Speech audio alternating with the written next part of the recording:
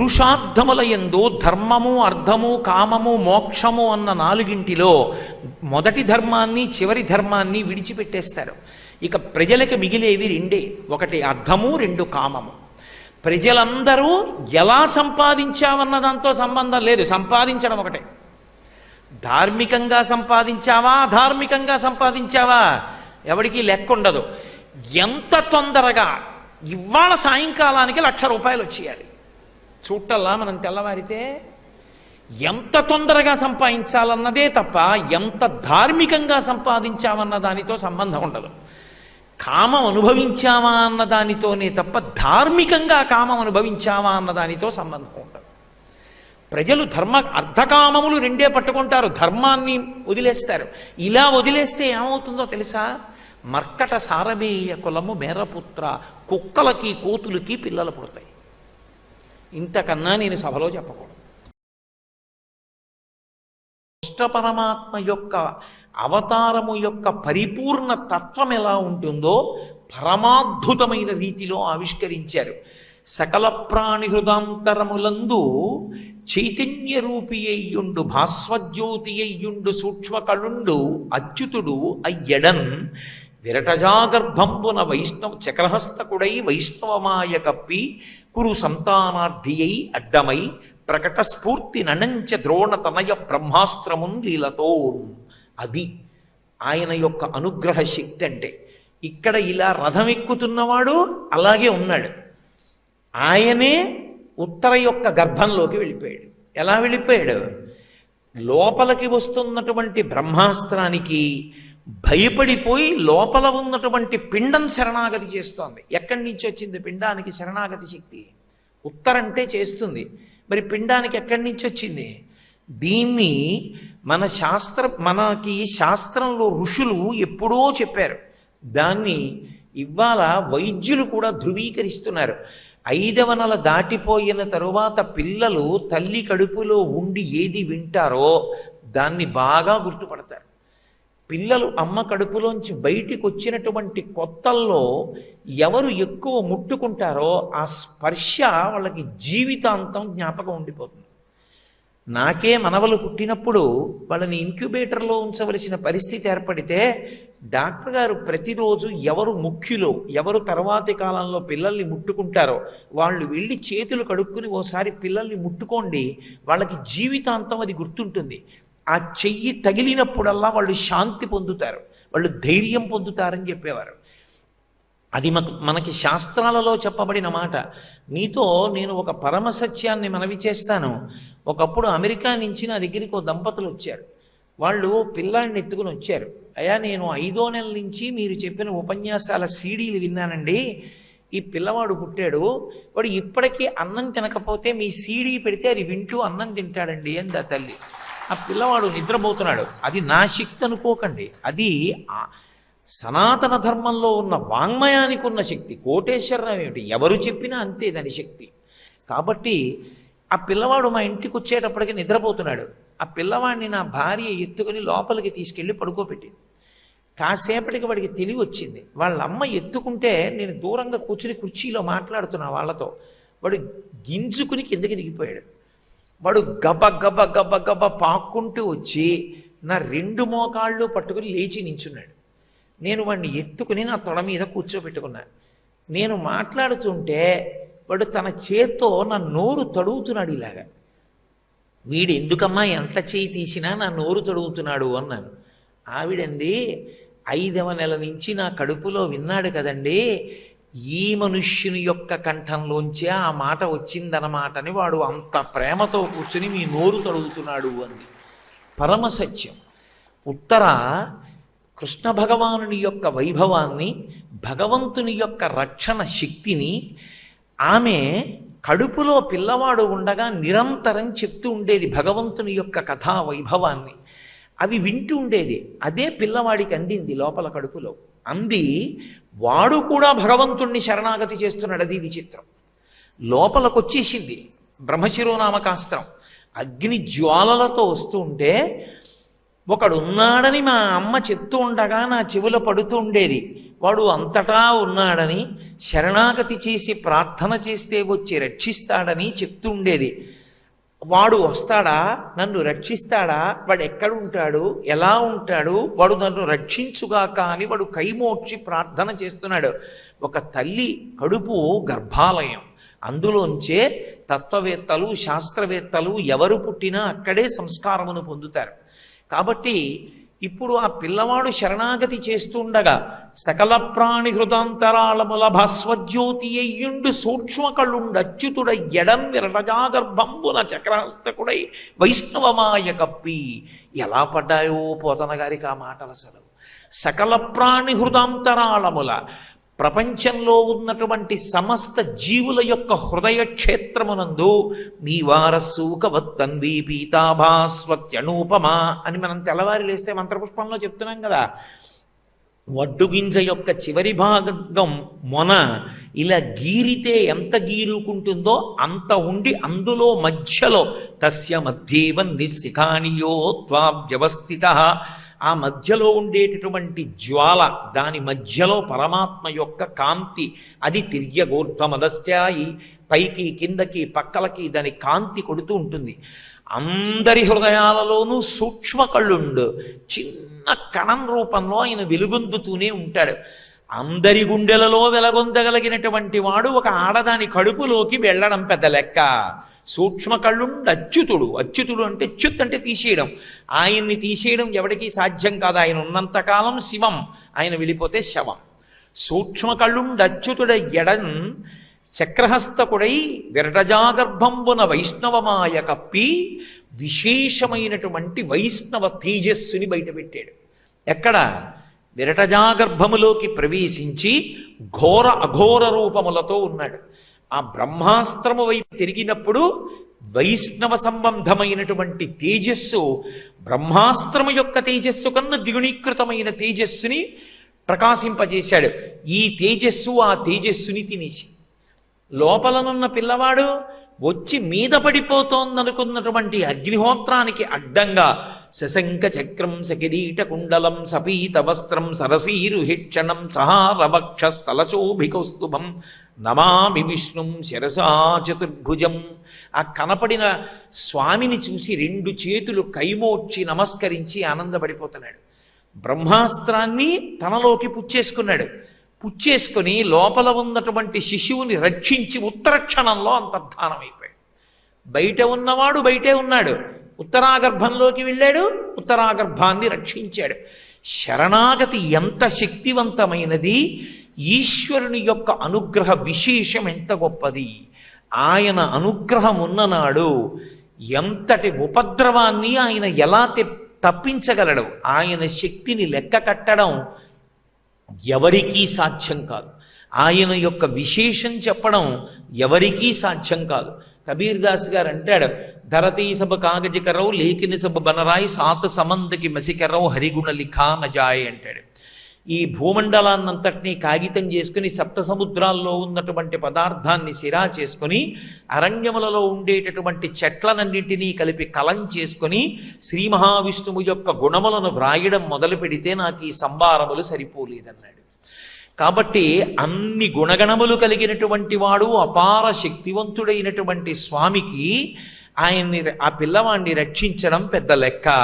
ప్రకటితమైన దైవయోగమున పాండవ సంతతి అంతరింపగా వికలత నొందనీక ప్రభవిష్ణుడు కృష్ణుడు అనుగ్రహించి శాపకు బ్రతికించగావన నృపాలక బాలుడింక శాస్త్రవాంతకుడైన విష్ణురాతుడను పేరధాత్రిని ప్రసిద్ధికి నిత్య పూజ్యుడై అన్నారు. విష్ణురాతుడు అంటే విష్ణువు చేత రక్షింపబడినవాడు. ప్రకటితమైన దైవయోగమున పాండవ సంతతి అంతరింపగా, అసలు యథార్థమునకు బ్రహ్మశిరోనామకాస్త్రము విడిచిపెట్టబడినప్పుడు దాని నుండి వ్యక్తమైనటువంటి జ్వాలల చేత గ్రసింపబడినటువంటి ఆ శిశువు ఉత్తర క్షణంలో మరణించవలసినటువంటి సందర్భం ఉంటే వికలత నొందనీక, అయ్యోని పాండవులు ఏడిస్తే ఇంత రాజ్యము వచ్చిన తరువాత మాకు ఉత్తరాధికారి లేడు అని మళ్ళీ వాళ్ళు కృష్ణుడి పాదములే పట్టుకుని ఏడిస్తే తానే రక్షించవలసి ఉంటుంది. కాబట్టి తనని నమ్ముకున్న వాళ్ళు ఏడవకుండా చూడడం తన కర్తవ్యమని భావించి వికలత నొందనీక ప్రభవిష్ణుడు కృష్ణుడు అనుగ్రహించి శాపకు బ్రతికించగావున తనని తాను రక్షించుకోగలిగినటువంటి సమర్థత లేనటువంటి ఒక శిశువుని రక్షించడానికి ఉత్తరాగర్భ ప్రవేశం చేసి రక్షించినటువంటి పరమాత్మ యొక్క అనుగ్రహాన్ని ఆ శిశువు అమ్మ కడుపులోనే పొందినటువంటి కారణం చేత విష్ణురాతుడను పేర ధాత్రిని ప్రసిద్ధికి నెక్కి పూజ్యుడై ఈ భూమండలంలో విష్ణువు చేత రక్షింపబడినవాడు అని విష్ణురాతుడు అని ఆ పిల్లవాడికి పేరొచ్చింది. కానీ ఆ పిల్లవాడిని పరీక్షిత్ అని పిలిచారు. ఎందుకని? తాతగారు ధర్మరాజు సభామంటపంలో కూర్చుని న్యాయం చెప్తూ ఎదర పట్టాభిషేకం పొందవలసినటువంటి వాడు పాండవులకు మిగిలినటువంటి ఏకైక వంశాంకురమని ఆ పిల్లవాడిని తొడ మీద కూర్చోబెట్టుకుని సింహాసనం మీద కూర్చునేవాడు. తన తల్లి కడుపు లోపలమును చూచిన విభుండు ఈ లోకమున ఎల్ల కలడని పరీక్షించి చూడగా ఆ ఎలగు జనులు పరీక్షిన్నరేంద్రుడనిది నరేంద్ర. ఆ పిల్లవాడిని తొడ మీద కూర్చోబెట్టుకుంటే అందరినీ పరీక్షగా చూసేవాట. ఎందుకని? విష్ణుం అంటే వ్యాపకత్వం, అంతటా నిండి ఉన్నవాడు. ఇందుగలడందులేడని సందేహము వలదు చక్రి సర్వోపగతుండెందెందు గదకి చూచిన అందందే గలడు తనమగ్రని వింటే అంటాడు ప్రహ్లాదుడు. అంతటా ఉన్నాడు అంతటా ఉన్నాడు అంతటా ఉన్నాడంటారు కదా విష్ణువు. ఆయన నేను మా అమ్మ కడుపులో ఉండగా బ్రహ్మశిరోనామకాస్త్రం తన జ్వాలలతో వచ్చి నన్ను గ్రసించడానికి ప్రయత్నం చేసినప్పుడు శంఖచక్ర గదా పద్మవలను పట్టుకున్నవాడై నా ఎదురుగుండా వచ్చి నన్ను రక్షించాడే, అటువంటి వాడు అంతటా ఉన్నాడంటారు. ఎక్కడున్నాడా అని ఆ పిల్లవాడు పరీక్షగా చూస్తుండేవాట అందరినీ. ఏమిటి పిల్లవాడు గుచ్చి గుచ్చి పరీక్షగా చూస్తూ ఉంటాడని ఆ పిల్లవాడికి పరీక్షిత్ అని పేరు వచ్చింది. చిన్నతనం నుంచి విష్ణు దర్శనాన్ని అపేక్షించి చూసినవాడు కనుక పరీక్షిత్ అయ్యాడు. పరీక్షిత్ మహాధర్మమూర్తి. అది సంధికాలం. ద్వాపర యుగం పూర్తయింది, కలియుగం ప్రవేశించింది. కాబట్టి కలిపురుషుడు ఉంచుకోవలసినటువంటి సమయం ఆసన్నమైంది. ప్రభువు పరమధర్మాత్ముడు. పరమధర్మాత్ముడైనటువంటి ప్రభువు రాజ్యం చేస్తుండగా ప్రభువు యొక్క ప్రధాన కర్తవ్యం ధర్మాన్ని నిలబెట్టడం. పరిపాలన అన్న మాటకు అర్థం ఏమిటి అంటే ధర్మమును నిలబెట్టుట. దానికే పరిపాలన అని పేరు. రామరాజ్యం రామరాజ్యం అంటూ ఉంటాం. రామరాజ్యం అండి అంటాం. రామరాజ్యం అంటే రాముడు చేస్తేనే రాజ్యం అయితే రామరాజ్యం ఇంకెప్పుడూ రాదు. ఎందుకంటే రాముడు మళ్ళీ వస్తేనే రామరాజ్యం వస్తుంది. కాదు, రామరాజ్యం వస్తుంది ఎప్పుడు? రాముడు శాస్త్రమును ఆధారము చేసుకుని ధర్మమును ప్రతిష్ఠించినట్టు శాస్త్రమును ఆధారము చేసుకుని ధర్మ ప్రతిష్టాపన చెయ్యాలనేటటువంటి ఉత్సాహం ఉన్నటువంటి ప్రభువులు పరిపాలన చేసినప్పుడు వచ్చే రాజ్యము రామరాజ్యమే. కాబట్టి శాస్త్రము ప్రమాణము ధర్మమును నిలబెట్టాలనేటటువంటి పూనిక ప్రభువు యందు ఉండాలి. అటువంటి పూనిక పరిపూర్ణముగా ఉన్నటువంటి వాడు అర్జునుని యొక్క మనవడు, కృష్ణుని యొక్క పాదముల యందు నిరతిశయమైనటువంటి భక్తి కలిగినటువంటి వాడు. అందుకే పరీక్షిత్ పరిపాలన చేస్తుండగా కలిపురుషునికి ఊంచుకునేటటువంటి అవకాశం కలగలేదు. తడబడుతున్నాడు ఎలా నిలబడమని. ఈలోగా ఆయన దిగ్విజయ యాత్రకు బయలుదేరాడు. ఆయన కురుజంగాల దేశం అనేటటువంటి దేశంలోకి ప్రవేశించాడు పరీక్షిత్. ఉత్తరుని యొక్క కుమార్తె ఇరావతి అనబడేటటువంటి పిల్లని పరీక్షిత్ వివాహం చేసుకుని ఈ కురుజంగాల దేశంలోకి ప్రవేశించినప్పుడు ఒక విచిత్రమైనటువంటి సన్నివేశాన్ని ఆయన చూశాడు. అక్కడ ఒక ఎద్దు నిలబడి ఉంది. ఆ ఎద్దు ఒక్క కాలుతోనే ఉంది, దానికి 3 కాళ్ళు లేవు. ఒక్క కాలు మీదే నిలబడింది ఆ ఎద్దు. మిగిలిన శరీరం భూమి కాని ఉంది. దూడ పక్కన లేకుండా ఒక ఆవు ఏడుస్తోంది. ఆ ఆవు భూమాత, ఆ ఎద్దు ధర్మమూర్తి. ధర్మమే వృషభ రూపాన్ని పొందుతుంది. అందుకే పరమశివుడు ఎదురుగుండా వృషభం ఉంటుంది. అంటే ఆయన ధర్మాన్ని అధిరోహించి తిరుగుతూ ఉంటాడు అని. అందుకే రుత్ శబ్దానికి అర్థం ఏమిటంటే రుద్రుడు అంటే చాలామంది రుద్రుడు అంటే చాలా కోపంతో ఉంటాడు, ఏదో పాడు చేసేస్తాడు, భయపెట్టేస్తాడు అనుకుంటారు. కాదు, నిరంతరం రుద్రాభిషేకం చేసేటటువంటి వారికి రుద్రాభిషేకం చేసి పరమశివానుగ్రహం పొందాలని ఏర్పడిన సంఘాలు ఉంటాయి కొన్ని, భరద్వాజ రుద్రాభిషేక సంఘం లాంటివి. అలాంటి వాటికి పరమశివుడిచ్చే అనుగ్రహం ఏమిటో తెలుసా? ధర్మమునందు ఊంచుకుని ధర్మాచరణము చేయగలిగిన శక్తినిస్తాడు. రుద్రాభిషేకం నిష్కామంగా ఏ కోరిక లేకుండా రుద్రాభిషేకం చేస్తే వచ్చే ప్రయోజనం ఏమిటంటే ధర్మమునందు నిలబడేటటువంటి శక్తినిస్తాడు. ఎందుకంటే ఆయన వృషభారూఢుడై తిరుగుతుంటాడు, ధర్మమును అధిరోహించి ఉంటాడు. కాబట్టి ఆ ధర్మాన్ని నిలబెట్టడానికి సర్వకాలముల యందు ప్రయత్నిస్తుంటాడు. విష్ణువు యొక్క మారు రూపమైనటువంటి ప్రభువు నా విష్ణు, అదే ఆ ప్రభువు విష్ణు స్వరూపము కాకపోతే అసలు రాజుగా కూర్చోలేడు. అందుకు విష్ణువే రాజుగా ఉంటాడు. విష్ణువు ధర్మమునే నిలబెడతాడు. ఏదో తెలిసి తెలియనటువంటి వాళ్ళు, అర్థం పర్థం లేకుండా ఉండేటటువంటి వాళ్ళు, వీళ్లకున్న భేదాలు ఈశ్వరుడి యందు కూడా ప్రవేశపెట్టాలనుకున్న వాళ్ళు విష్ణువుకి శివుడికి భేదం చెప్తారేమో కానీ తత్వతః అసలు విష్ణువుకి శివుడికి భేదం ఉండదు. పోతన గారు తలకొట్టుకున్నది అదే. చేతులారంగ శివుని పూజింపడేని నోరు నవ్వంగ హరికీర్తి నుడువడేని దయయు సత్యంబులోనుగా తలపడేని కలుగనీటికి తల్లుల కడుపు చేటు. అంత పంచాక్షరీ మహామంత్రం చేసి శివభక్తి తత్పరుడైనటువంటి పోతన గారికి రామచంద్రమూర్తి సాక్షాత్కరించి అనుగ్రహించి 12 స్కంధముల భాగవతాన్ని ఆంధ్రీకరింపజేయలా. శివకేశవుల మధ్య భేదం లేదనడానికి ఇంతకన్నా ప్రబలతాస్త తార్కాణం ఇంకోటి ఉంటుందా? కాబట్టి ఆ ధర్మాన్ని నిలబెట్టడం ప్రభువు యొక్క ప్రధాన కర్తవ్యం. పరీక్షిత్తుకి ఎంతసేపు ధర్మాన్ని నిలబెట్టాలని ప్రయత్నం. ఆ ధర్మము వృషభ రూపంలో ఉంది, దానికి 3 కాళ్ళు లేవు. అంటే ధర్మము ప్రధానముగా 4 కాళ్ల మీద నిలబడుతుంది. మిగిలిన అంగములు పక్కన పెట్టండి, అవన్నీ ఈ 4 అంగములలోకి పర్యవసిస్తాయి. 1 సత్యము, 2 శౌచము, 3 దయ, 4 తపస్సు. ఈ 4 ధర్మమునకు ప్రధానమైన పాదములు.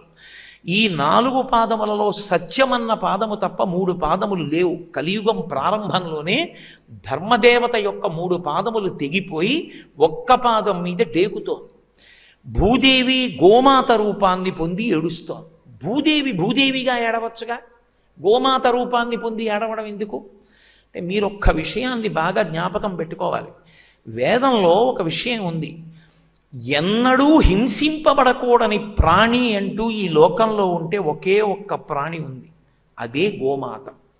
అసలు అది ఎన్నడూ హింస పొందకూడదు. గోమాత హింస పొందిందనుకోండి, అక్కడ సుఖశాంతులు ఉండవు. గోమాత హింస పొందినటువంటి దేశంలో శాంతి ఉండేటటువంటి అవకాశము ఉండదు. అందుకే స్కాంద పురాణంలో వ్యాసుడు ఒక మాట అంటాడు, యగృహే దుఃఖితాగావహ. ఏ ఇంట, ఏ రాష్ట్రమునందు, ఏ దేశమునందు గోవు దుఃఖిస్తుందో, గోవు హింసకు లోనవుతుందో అక్కడ దేవతల యొక్క అనుగ్రహం ఉండదు, అక్కడ శాంతి ఉండదు. గోవు ఎప్పుడూ రక్షింపబడవలసినటువంటి ప్రాణి. గోవు యందు పరమాత్మకి ప్రత్యేకమైనటువంటి శ్రద్ధ. భూదేవి ఎచ్చినా పట్టించుకోడేమో కానీ ఒక గోమాత అంబారామం చేసి ఏడిచింది అంటే ఆయన అంగీకరించాడు. అందుకే ఆ గోవుని కానీ చెనకితే వటదళంబున కనుమూయువాని కడుపు ఉడికిపోదే అంటారు. ఆ వటపత్రశాయి అయినటువంటి కృష్ణ పరమాత్మ యొక్క కడుపు ఉడికిపోతుందిట ఆవు జోలికెడితే. భూదేవి భగవంతుడు తన వైపు చూసి తన భారాన్ని తగ్గించాలన్న నాడు మొట్టమొదట ఏ రూపాన్ని పొందుతుందంటే గోరూపాన్ని పొంది ఏడుస్తుంది. గోరూపాన్ని పొంది ఏడిచిందా ఈశ్వరుడు అంగీకరించాడు. భూమికి భారం అన్న మాట ఉండదు, ఇన్ని వస్తువుల చేత భారం అన్న మాట ఉండదు. భూమికి భారం ఒక్కటే. ఏది భారము అంటే పాపమే భారము. పాపం అంటే వేదము ఎలా చెప్పిందో అలా బ్రతకకుండా తన ఇచ్చ వచ్చిన రీతిలో బ్రతకడాన్ని పాపమని పిలుస్తారు తప్ప పాపం అన్న మాటకి ఇంకొక అర్థం ఉండదు. అలా పాపం ఎక్కువైపోతే వేదం చెప్పినట్టు బ్రతికేటటువంటి వాళ్ళ సంఖ్య తగ్గిపోతోంది అనుకోండి, వేద విరుద్ధమైన ప్రవర్తన ఎక్కువైపోయింది అనుకోండి, అప్పుడు గోరూపాన్ని ధరించి భూమి ఏడుస్తుంది. ఏడిస్తే పరమాత్మ వెంటనే జోక్యం చేసుకుంటాడు. అందుకే శుద్ధ సాధులందు సురలందు శృతులందు గోవులందు విప్రకోటియందు ధర్మ పదవియందు తవిలి నాయందు వాడెన్నడడుగునాడు పట్టి హింస చేతు అన్నాడు. గోవుల జోలికెడితే అక్కడ శాంతి ఉండదు, నేను వాళ్ళని పట్టి చెనకుతానన్నాడు. కాబట్టి గోరూపాన్ని ధరించి పక్కన దూడ లేకుండా ఒక ఆవు ఏడుస్తోంది. ఈ ధర్మము వృషభ రూపాన్ని ధరించి ఉంది. ఆ వృషభము గోమాతను అడిగింది, ఏమమ్మా ఏడుస్తున్నావు? నీ కన్నుల వెంట నీరు రాకూడదు కదా, కలిపురుషుడు ప్రవేశిస్తున్నాడని బాధపడుతున్నావా? కలిపురుషుడు ప్రవేశిస్తే పాపములు పెరిగిపోతాయి. ఎటువంటి రోజులు రాబోతున్నాయో నాకు తెలుసమ్మా. తల్లిదండ్రులను బిడ్డలు గౌరవించరు. తల్లిదండ్రులకి ప్రేమతో అన్నం పెట్టేటటువంటి వాళ్ళు, తల్లి చేతి అన్నం నేను తింటున్నాను, మా నాన్నగారు ఉండడం వల్ల ఆయన అనుభవం, ఆయన యొక్క ఆశీర్వచనంతో నేను ఆయన ఆజ్ఞలను ఔదలదాల్చి బ్రతుకుతున్నానన్న బిడ్డలు లోపించిపోతారు. తల్లిదండ్రులు బిడ్డలకు బరువైపోయేటటువంటి రోజులు వస్తాయి. భర్త భార్యను ఆదరించడు. భార్య భర్త పట్ల విశేషమైనటువంటి ప్రేమతో ఉండేటటువంటి రోజులు తగ్గిపోతాయి. యజ్ఞయాగాది క్రతువులు నడవవు. యజ్ఞయాగాదులు జరిగి దేవతలకు హవిస్సులు ఇవ్వరు. ఇంద్రుడు ఎప్పుడు వర్షం కురిపించాలో అప్పుడు వర్షం కురిపించడు. ఎప్పుడు వర్షం కురిస్తే చేతికందవలసిన పంట పాడవుతుందో అప్పుడు వర్షాలు పడడం జరుగుతూ ఉంటుంది. లోకంలో అనేకమైనటువంటి ఉత్పాతములు సంభవిస్తాయి. ఎవరు నిజానికి పరిపాలనాంశతో కూర్చోడానికి పరిపూర్ణమైనటువంటి అర్హత లేదో అటువంటి వారు పరిపాలన చేస్తూ ఉండగా శాస్త్రములు తెలిసి ఉన్నటువంటి మహాపురుషులైనటువంటి వాళ్ళు వాళ్ళ సేవ చేసి జీవనాలు గడపవలసినటువంటి రోజులు ఏర్పడతాయి. ఇటువంటి పరిస్థితి ఏర్పడుతుంది. ఇటువంటి వాళ్ళందరినీ నువ్వు భరించవలసి వస్తుందని ఏడుస్తున్నావా అమ్మా అని అడిగింది ధర్మం భూమిని. అడిగితే గోమాత అంది, కాదు, నేను అందుకు ఏడవట్లేదు, నేను భరించాలని ఏడవట్లేదు. నీకు 3 కాళ్లే ఉన్నాయి. నీకు 3 కాళ్లే ఉంటే ఈ లోకంబున పూర్వము 4 పాదముల నీవు నడతువు. శ్రీలలనేశుడు లేమిని కాలముచే నీకు ఒంటి కాలయ్యకదే. ఒకనాడు రేఖామయధ్వజ సుధాకలచాతపత్ర వజ్రంకుశాంబుర్హ కల్పక శంఖ చక్రై భవ్యైరలంకృత తలౌ పరతత్వ చిహ్నై శ్రీవేంకటేశ చరణౌ శరణం ప్రపద్యే అన్నట్టుగా దివ్యమైనటువంటి చిహ్నములు ముద్రితమైనటువంటి శ్రీపాదములు కలిగినటువంటి కృష్ణ భగవానుడు ఈ భూమి మీద నడయాడాడు. ఆయన నడయాడినప్పుడు ధర్మాన్ని నిలబెట్టాడు. ఇప్పుడు అలా ధర్మాన్ని నిలబెట్టగలిగినటువంటి కృష్ణ పరమాత్మ యొక్క అవతారము పరిసమాప్తమైందని, నీకు ధర్మాన్ని అందించేవాడు లేడని, దీని వలన లోకంలో అధర్మం పెచ్చరిల్లిపోతుందని నేను ఏడుస్తున్నాను తప్ప కేవలం నా కోసం నేను ఏడవట్లేదు. నేను ఏడుస్తున్నది ధర్మం కోసం. మీరు జాగ్రత్తగా పరిశీలనం చేస్తే సమస్త ఆర్ష వాంగ్మయము యొక్క ప్రయోజనం ఒక్కటే, ధర్మ ప్రబోధం ఒక్కటే. ఆ ధర్మం ధర్మం ధర్మం అదొకటే. మనిషి తరించేది దేని వలన? ధర్మము వలన. ఆ ధర్మం ఒక్కటి పక్కన పెట్టి ఎన్ని పట్టుకోండి, దాని వలన ప్రయోజనం ఉండదు. అందుకే ఆ శ్రీలలనేశుడు లేమిని కాలముచే నీకు ఒంటి కాలయ్యకదే. ఆ కాలము చేత ఇవాళ కలియుగ ప్రవేశంలో నీకు ఒంటి కాలు ఏర్పడింది. 3 పాదములు పోయే ఈ ధర్మానికి. అందుకే ఏడుస్తున్నాను.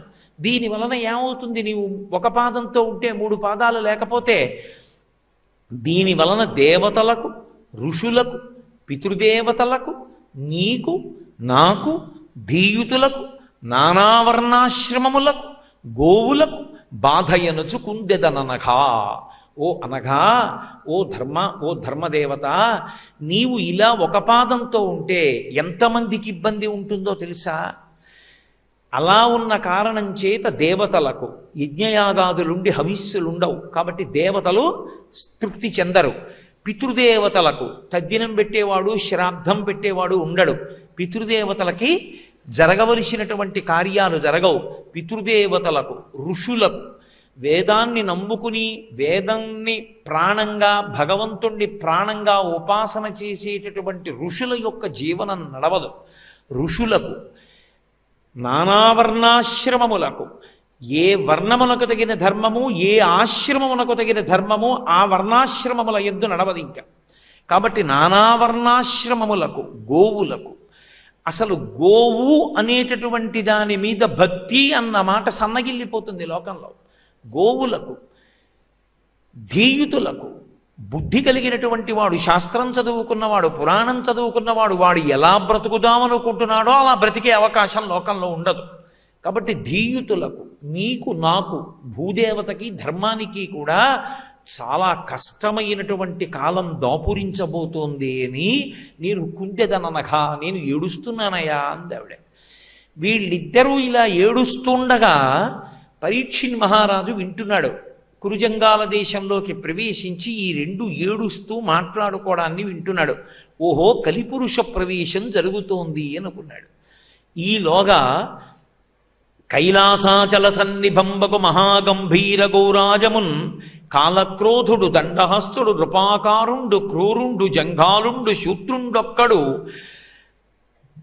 తన్నె బంతి చిలగా నిర్ఘాత పదాహతిన్. కైలాసాచల సన్నిభంబకు మహాగంభీర గౌరాజమున్, కైలాస పర్వతం ఎలా ఉంటుందో అలా తెల్లటి వర్ణంలో ఉండి దూడ పక్కన లేక ఏడుస్తున్నటువంటి ఈ ఆవుని, ఒంటికాలి మీద నిలబడినటువంటి ఆ వృషభం ధర్మదేవతని, ఎక్కడి నుంచో తాను రాజు కాకపోయినప్పటికీ కూడా తానే రాజన్నట్టుగా రాజలాంఛనములను ధరించినటువంటి వాడు, మహాక్రూరుడు, రాజు పట్టుకోవలసినటువంటి దండాన్ని తాను పట్టుకున్నవాడు, పట్టుకోవడానికి తగిన అర్హత లేనివాడు, అలా పట్టుకుని రాజు వేషం కట్టి తన్ని బంతి చిలగా నిర్ఘాత పదాహతిన్, ఒక్క ఎగిరి రెండు కాళ్లతో ఆ ఎద్దును తన్నాడు. ఆ ఎద్దు నేల మీద పడిపోయి పెద్ద అంబారావం చేస్తూ ఏడిచింది. వెంటనే అతను ఇంకొక పెద్ద ఎగిరి ఆ ఆవుని కూడా తన్నాడు. ఆ ఆవు కూడా నేల మీద పడి ఏడుస్తోంది. చూశాడు పరీక్షిత్. గబగబా వచ్చాడు. వచ్చి కలిపురుషుణ్ణి నిలదీసి ముందు ఈ ఎద్దుని ఆవుని సేద తీర్చి ఒక మాట అన్నాడు. అమ్మా, వాచివి అయిన గడ్డితిని వాహినులందు జలంబు తాగగా నీ చరణంబులెవ్వడిటు నిర్దలితంబుగా చేసే వాడు తా ఖేచరుడైన వాని మణికీళిత భూషణయుక్త బాహులన్ వేచని త్రుంచివైతు వినువేధికి నేగిన నెలదాగిన. నువ్వు ఎవరి దగ్గరికి వచ్చి ఎవరు తినే ఆహారంలోనూ భాగాన్ని నువ్వు పొందవు. లోకంలో మాంసాహారం తీసుకునే వాళ్ళు ఉండొచ్చు. మాంసం తినేటటువంటి జంతువు వాళ్ళు తినే ఆహారాన్ని అది తింటోంది అని పోనీ దాన్ని చెనకచ్చు. గడ్డి ఎవరు తింటారు? ఎవరికి కావాలి? ఎవరికీ అక్కర్లేదు. వాచవి అయిన గడ్డి తిని వాహినులందు జలంబు త్రాగగా ఇంటికొచ్చి బిందెలో నీళ్లు ముట్టిపెట్టి తాగిందా? ఎక్కడో ప్రవహించేటటువంటి నీళ్లు తాగి ఇహమునకు కావలసినటువంటి పాలనిచ్చి పరమును పొందడానికి కావలసినది గ్రహోపశాంతిని ఈశ్వరానుగ్రహాన్ని పొందడానికి వీలైనటువంటి పాలను కురిపించగలిగినటువంటి నిన్ను తన్నిన మూర్ఖుడెవడమ్మా? వాడెవరున్నాడో వాడి రెండు చేతులు కూడా మణికీళిత భూషణయుక్త బాహులన్, మణులతో పొదగబడినటువంటి భూషణములు ధరించినటువంటి వాడి రెండు చేతులు ఇప్పుడే నరికేస్తాను. వినువీధికి నేగిన నెలదాగినన్, వాడు స్వర్గానికే పారిపోని పాతాళానికే పారిపోని విడిచిపెట్టను. అర్జునుడి మనవణ్ణి, ధర్మాన్ని నిలబెట్టాలనేటటువంటి పూనిక కలిగినటువంటి వాణ్ణి, శ్రీకృష్ణ పరమాత్మ యొక్క అపారమైన భక్తుణ్ణి, నేను రాజ్య పరిపాలన చేస్తుండగా ధర్మదేవతకి భూదేవతకి ఇంత అపచారమా? నేను వాణ్ణి విడిచిపెట్టనమ్మా అన్నాడు. కలిపురుషుడు గడగడలాడుతూ పరీక్షిత్ మహారాజు గారి యొక్క పాదముల మీద పడ్డాడు. ఎంతటి దుర్మార్గుడైనా పాండువీరుల యొక్క ప్రతిజ్ఞ, పాండువీరుల యొక్క ధర్మం అటువంటిది. వెన్ను చూపినవాడు, శరణాగతి చేసినవాడు, రక్షించమని ప్రార్థించిన వాణ్ణి చెనకరు. కాబట్టి నీవు కలిపురుషుడవైనా నిన్ను చెనకను, నీవు ఉత్తర క్షణంలో నా రాజ్యం విడిచిపెట్టి వెళ్ళిపోమన్నాడు. ఎలా విడిచిపెట్టి వెళ్ళిపోతాను? ఇది కలియుగం, నేను ఇక్కడే ఉండాలి. కానీ ఎటు చూసినా నాకు మీరే కనపడుతున్నారు. పరమధర్మమూర్తి అయినటువంటి ప్రభువు అధర్మాత్మలకు గుండెల్లో నిద్రపోవడానికి వీలు లేకుండా చేస్తాడు. కాబట్టి ఆయన గుండెల్లో సింహస్వప్నం అయి ఉంటాడు అధర్మాత్మలకు. ఎటు చూసినా పరీక్షిత్ మహారాజా నువ్వే కనపడుతున్నావు. కాబట్టి నేను ఎలా ఉంచుకోను?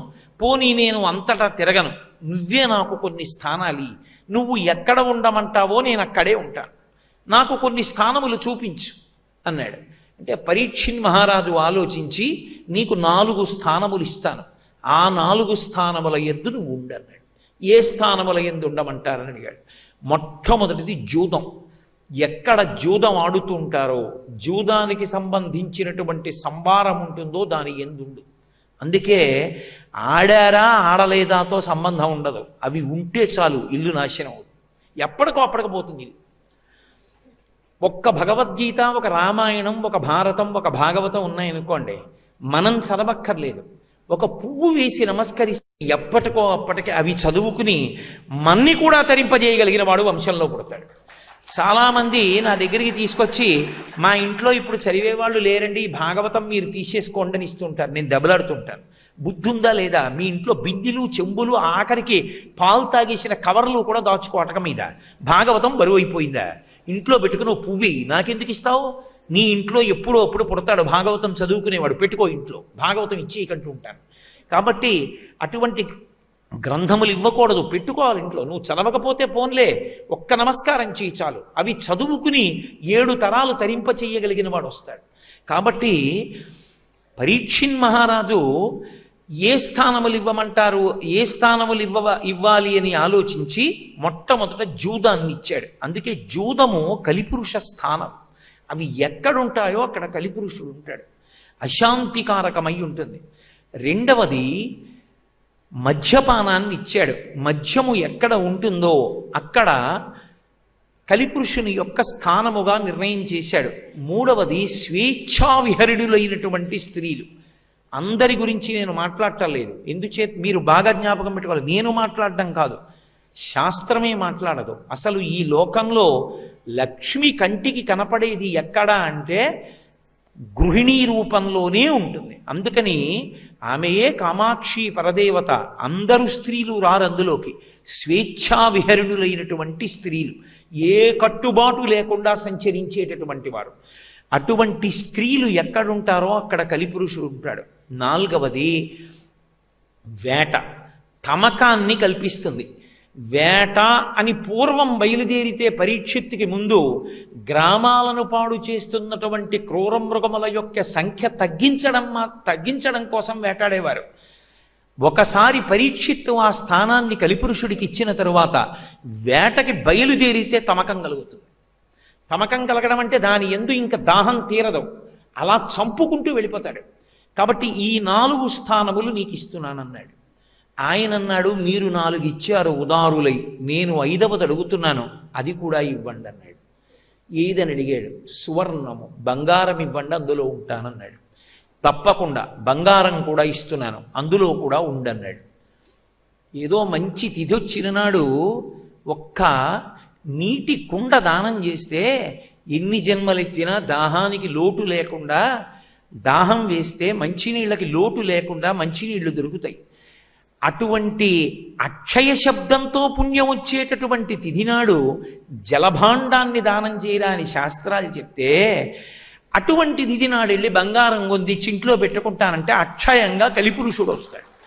కాబట్టి బంగారము కలిపురుషునకు స్థానముగా నిర్ణయింపబడింది పరీక్షిత్తు చేత. గమ్మత్తు ఎక్కడొచ్చిందో తెలుసా? ఈ 5 పరీక్షిత్తు ఇచ్చాడు, పరీక్షిత్తు ఇవ్వవలసిన అవసరం లేకుండా ఇంకో 5 స్థానాలు వచ్చేసాయి. దాంతో కలిపురుషుడికి 10 స్థానాలు వచ్చాయి. ఎలా వచ్చాయి? జూదం ఎక్కడుంటుందో అక్కడ అసత్యం ఉంటుంది. జూదగాడి నోటి వెంట సత్యం వస్తుంది అనుకోవడం పరమ పొరపాటు. ఏ అసత్యమైనా చెప్పి జూదం ఆడడానికి వెళ్ళిపోతాడు. ఆఖరికి మా అమ్మగారిని ఇప్పుడే హాస్పిటల్లో జాయిన్ చేశారండి, ఓ 100 ఇమ్మని అడగడానికి కూడా వెనకాడు. ఎంత అసత్యమైన ఆడతాడు. అందుకే జూదం ఎక్కడుంటుందో అక్కడ అసత్యమునకు స్థానం వచ్చేస్తుంది. ఎక్కడ మద్యపానం ఉంటుందో అక్కడ గర్వము ఏర్పడుతుంది.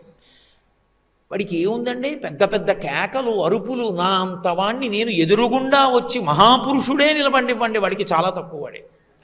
కాబట్టి ఎక్కడ మద్యపానం ఉంటుందో అక్కడ అతిశయం, గర్వం ఏర్పడుతుంది. కాబట్టి దానికి ఇంకొక స్థానం వచ్చేసింది.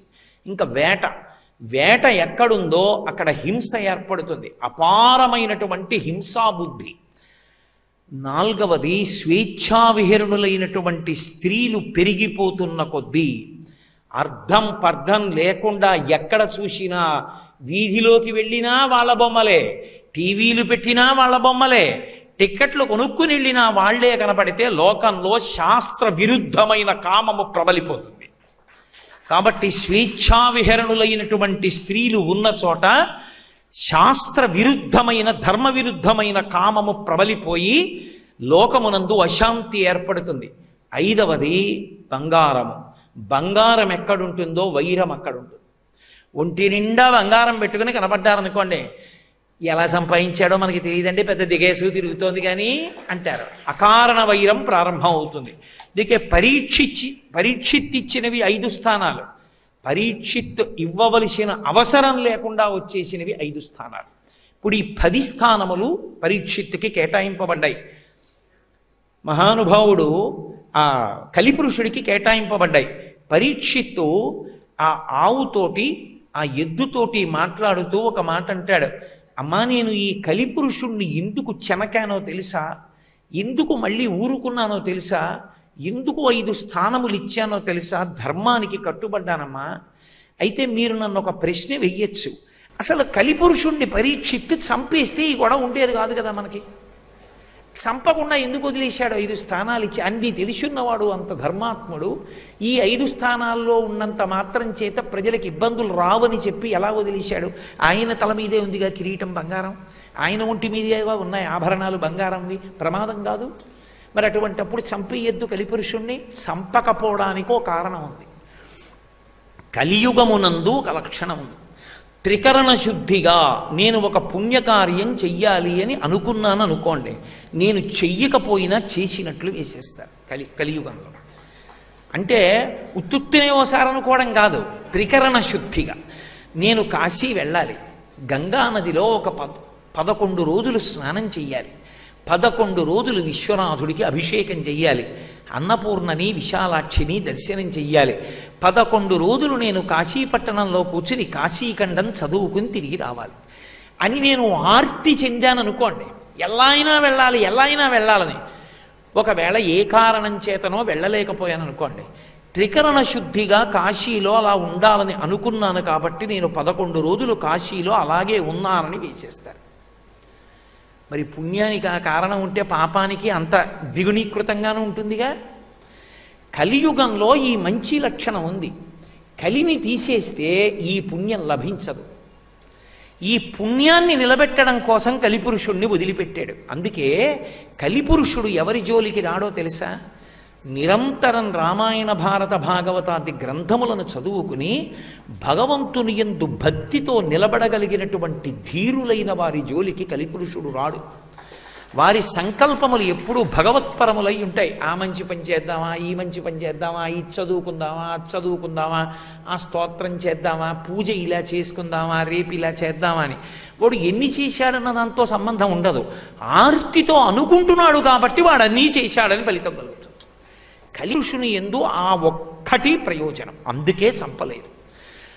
పోతన గారు ఒక మాట అన్నారు, తుమ్మెద పువ్వులోని తేనెని తాగుతుంది తప్ప పువ్వుని పాడు చెయ్యదు. కలిపురుషునిలో ఉన్నటువంటి మంచిని ఉంచి కలిపురుషుణ్ణి మాత్రం కొన్ని స్థానాలకే పరిమితం చేశాడు పరీక్షిత్. ఇప్పుడు వ్యాపించడం మొదలుపెట్టాలి కలిపురుషుడు. వ్యాపించడం మొదలు పెట్టాలంటే పరీక్షిత్ ఉన్నంత కాలం జరగదు. ఒకనాడు పరీక్షిత్ వేటకి బయలుదేరాడు.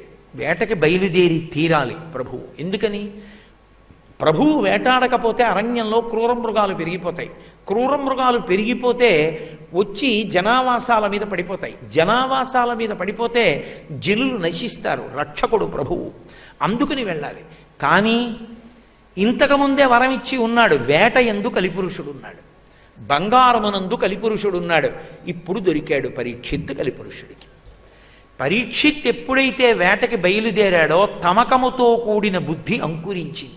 పోతన గారు ఒక అద్భుతమైన మాట అన్నారు, అన్నిటినీ చంపేయకూడదు కదూ, అన్నిటినీ చంపేస్తే ఇక ఆ మృగముల జాతి ఎలా నిలబడుతుంది? ఇక నిలబడదు. అన్నిటినీ చంపకూడదని తెలిసున్నటువంటి ప్రభువు ధర్మాత్ముడైన పరీక్షిత్ వేటకి బయలుదేరి ఒక్క మృగాన్ని వదిలేశాడు. ఇంకా వేటాడడానికి అదొకటే ఉంది, ఇంకేం లేవు. ఏమిటా మృగం అంటే చంద్రుడిలో ఉన్న కుందేలు, అది తప్ప మిగిలినవన్నీ చంపేశాడు. అంటే ఎంత తమకానికి లోనైపోయాడు! మిగిలినవి ఏవీ విడిచిపెట్టలేదు. ఇంత వేటాడాడు. ఇంత వేటాడడంలో అలిసిపోయాడు. విపరీతమైనటువంటి దాహం కలిగింది. తిన్నగా ఎక్కడైనా నీరు దొరుకుతుందా అని వెతుక్కుంటూ ఒక మున్యాశ్రమాన్ని చేరాడు. అది శమీక మహర్షి యొక్క ఆశ్రమం. ఆ శమీక మహర్షి ఆశ్రమానికి ప్రవేశించేటప్పటికీ ఆయన ప్రారబ్ధ కర్మ అలా ఉందప్పటికీ ఎవ్వరూ కనపడలేదు. శమీక మహర్షి ఒక్కరే ఎదురుగుండా కూర్చుని ఉన్నారు. పరమధర్మాత్ముడు, ఇన్ని శాస్త్రములను చదివినవాడు, ఇంత బ్రాహ్మణ సేవ చేసినవాడు, బ్రహ్మర్షి అయినటువంటి మహానుభావుని యొక్క స్థితిని అర్థం చేసుకోలేడా? కానీ ఉన్మత్తత అలా ఏర్పడింది. ఆయన ఎటువంటి స్థితిలో కూర్చునున్నాడు అంటే, మెలగుట చాలించి మీలిత నిత్రుడై శాంతుడై కూర్చుండి జడతలేక జాగరణాది అవస్థాత్రయము దాటి పరమమయ్యుండెడి పదము తెలిసి, ఆయన ప్రాణ మనోబుద్ధి పంచేంద్రియంబుల బహిరంగ వీధుల బరగనీక బ్రహ్మ సంప్రాప్య విక్రియుండయి అతి దీర్ఘ జటలు తన్నావరింప అలగు రురుచర్మమును దాల్చి అలరుచున్న తపసి పొడగని శోషిత తాళుడగుచు ఎండి తడిలేని గొంతుక నెలగుడింద మందభాషల డగ్గరి మనుజ విభుడు అన్నారు పోతన గారు. అబ్బబ్బా, ఏమి వర్ణన చేశారో అది పోతన గారికే సాధ్యం. ఎలా ఉన్నాడు శమీక మహర్షి అంటే, ఆయన అసలు ఏ విధమైనటువంటి సవ్వడి లేదు. ఒక విగ్రహం ఎలా ఉంటుందో అలా కూర్చుని ఉన్నాడు. కూర్చుని మెలగుట చాలించి మీలిత నిత్రుడై, కన్నులు పూర్తిగా ముయ్యలేదు, పూర్తిగా తెరవలేదు, సగం తెరిచి ఉన్నాయి. కానీ ఎదురుగుండా ఉన్నటువంటి పదార్థములతో ఆయనకి సంబంధం లేదు. శాంతుడై కూర్చుండి జడతలేక పరమశాంతమూర్తి అయి ప్రాణ మనోబుద్ధి పంచేంద్రియంబుల బహిరంగ వీధుల బరనీక, ప్రాణము మనస్సు బుద్ధి మొదలైనటువంటివి ఇంద్రియములతో కలిపి బహిరంగ వీధులలోకి, అంటే బహిర్ముఖం కాకుండా అంతర్ముఖం చేసేసినటువంటి వాడై జాగరణాది అవస్థాత్రయము దాటి పరమమయ్యుండెడి పదము తెలిసి, జాగృత స్వప్న సుషుప్తి అనేటటువంటి 3 అవస్థలు దాటి తురీయమునందు లోపల ఉన్న పరబ్రహ్మముతో మమేకమై ఆ ధ్యానమునందు ఆనంద తరంగములతో రోమాంచితమై పరబ్రహ్మ దర్శనం చేస్తూ తనలో తాని రమించిపోతూ బాహ్యంతో ఏమీ సంబంధం లేకుండా అతి దీర్ఘ జటలు తన్నావరింప, పెద్ద పెద్ద జడలు కట్టి అలాగూ రురుచర్మమును దాల్చి అలరుచున్న జింక చర్మాన్ని కట్టుకుని కూర్చున్నటువంటి ఆ శమీక మహర్షి దగ్గరికి వెళ్ళి ఎండిపోయినటువంటి కంఠంతో, ఆ మాట కూడా సరిగ్గా రాకుండా దాహం దాహం అన్నాడు. మందభాషల డగ్గరి మనుజ విభుడు. ఆయనకి వినపడడానికి ఆయన చెవిలోకి శబ్దం పెడుతుందేమో, కానీ ఆ శబ్దాన్ని మనసు గ్రహించదు. ఎందుకంటే మనసు వెనక్కి వెళ్ళిపోయింది. సగం తెరిచిన కంటికి ఎదురుగుండా ఉన్నవాడి యొక్క మూర్తి రెటీనా మీద పడుతుందేమో, గ్రహించే మనసుతో ఉండేటటువంటి ఆ తంతువు తెగిపోయింది. అందుకని ఆయన అంతర్ముఖుడై పరమాత్మతో అనుసంధానమై ఉన్నాడు. ఎక్కడ లేని కోపం వచ్చింది. నేను చక్రవర్తిని, నేను ఆశ్రమానికి మంచినీళ్ల కోసం వస్తే అతిథి మర్యాద చేసి అర్ఘ్యపాద్యాదులిచ్చి మంచినీళ్ళిచ్చి 4 పళ్ళిచ్చి క్షేమ సమాచారం అడగవలసినటువంటి బ్రాహ్మణుడు లేవకుండా, నాకు స్వాగతం పలకకుండా, నేనే నోరు తెరిచి మంచినీళ్ళిమ్మని అడిగినా ఇవ్వకుండా తాను జపం చేస్తున్నట్లుగా కూర్చున్నాడు. ఈయన పని చెప్తానన్నాడు. ఒక్కసారి కలిపురుషుడు ఆవహించాలి, కానీ బుద్ధి ఎక్కడికైనా వెళ్ళిపోతుంది.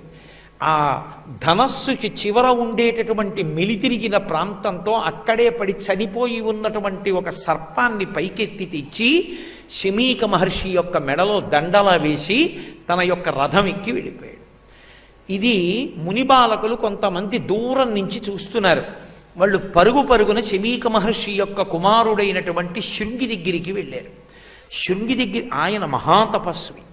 శృంగి దగ్గరికి వెళ్ళి, ఓయి శృంగి, మీ తండ్రి అయినటువంటి శమీక మహర్షి అంతర్ముఖుడై ఉన్నటువంటి సమయంలో ఈ భూమండలాన్ని ఏలేటటువంటి చక్రవర్తి వచ్చి తనకి సత్కారము జరగలేదనేటటువంటి ఆగ్రహంతో ఒక సర్పాన్ని తీసి తన వింటి కోపున పైకెత్తి మహర్షి యొక్క మెడలో మాలగా వేసి వెళ్ళిపోయాడు.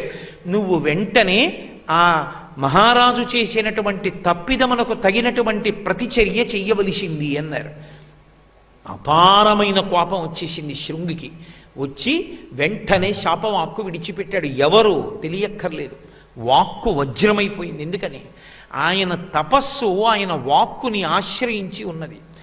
ఆ తపశ్శక్తి ఉన్నటువంటి వాళ్ళ యొక్క వాక్కే వజ్రము.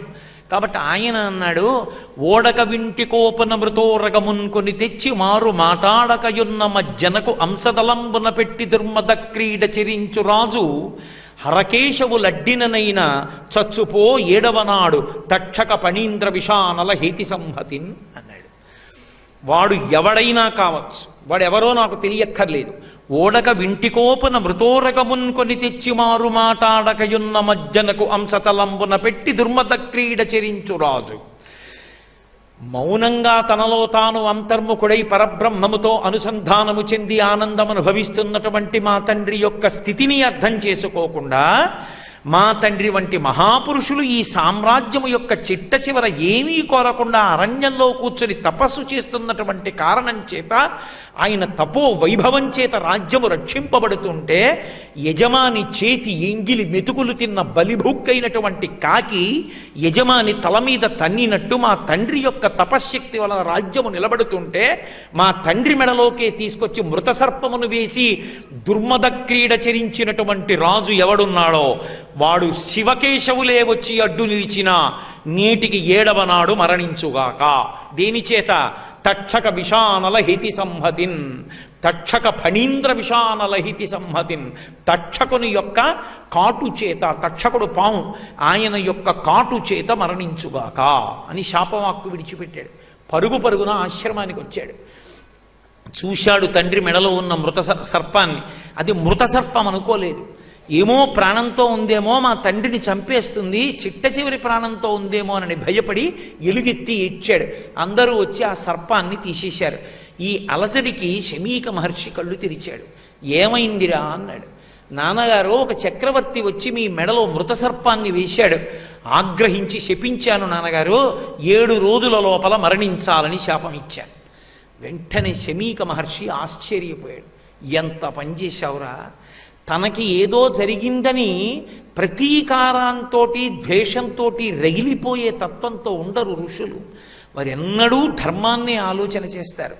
ఆయన అన్నాడు, పాపంబు నీచేత ప్రాపించ మనకింక రాజు నశించిన రాజ్యమందు బలవంతులగు వారు బలహీనులగు వారి పశు దార హయ సువర్ణాదులను అపహరింతురు, జారచోరాదులు సంచరింతురు, ప్రజలకు అన్యోన్య కలహంబులతిశయిల్లు, వైదికంబయ్యున్న వర్ణాశ్రమాచార ధర్మమెల్లయులేక లుప్తమగును, అంత మీద లోకులర్థకామంబులంతగిలి సంచరింప వర్ణాశ్రమములు తప్పిపోవు, మర్కట సారమేయ కులము మెరపుత్ర అన్నాడు. ఎంత పని చేశావురా!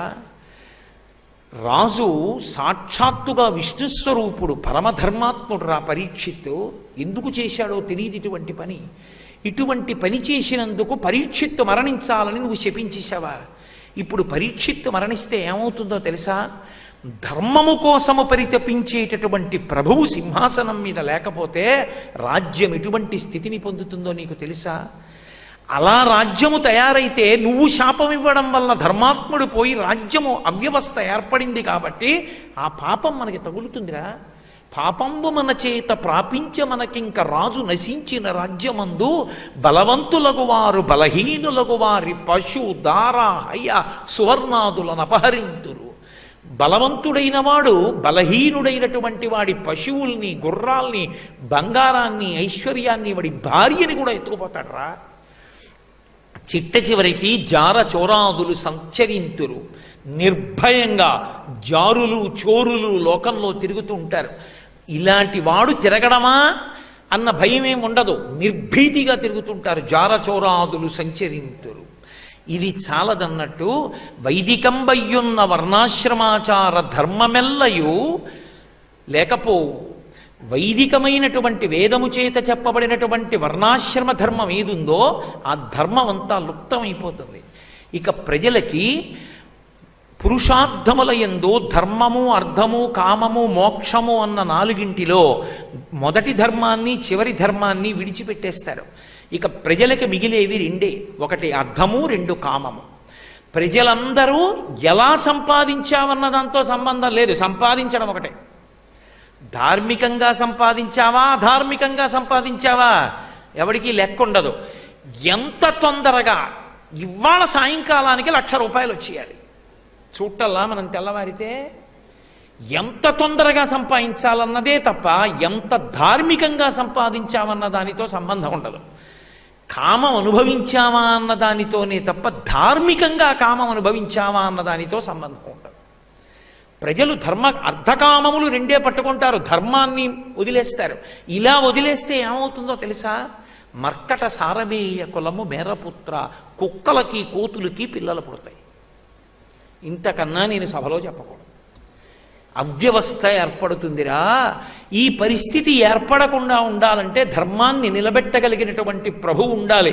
అందరూ సుఖశాంతులతో ఉండగలిగిన స్థితి ధర్మాత్ముడైన ప్రభువు వలన మాత్రమే సాధ్యం.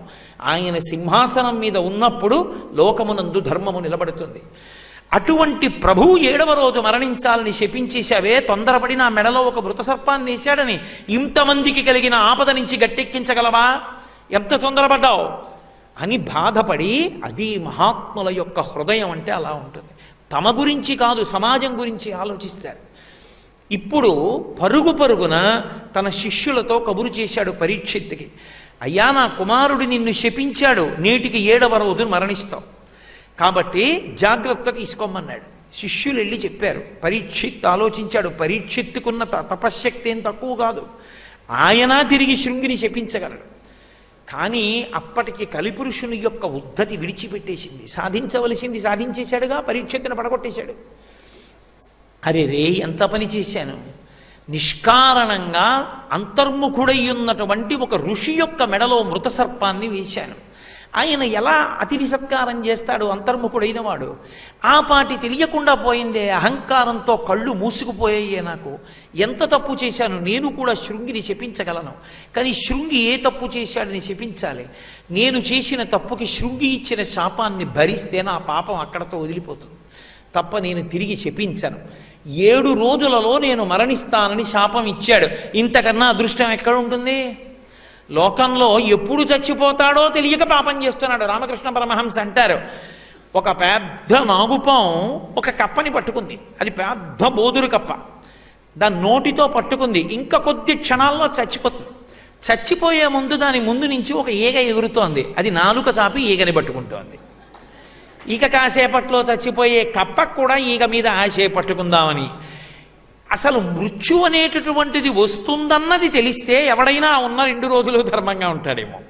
కానీ మృత్యు ఎప్పుడు వస్తుందో మిగిలిన వారికి తెలియదు. నా అదృష్టం నాకు తెలిసింది 7 రోజులే బ్రతుకుతానని.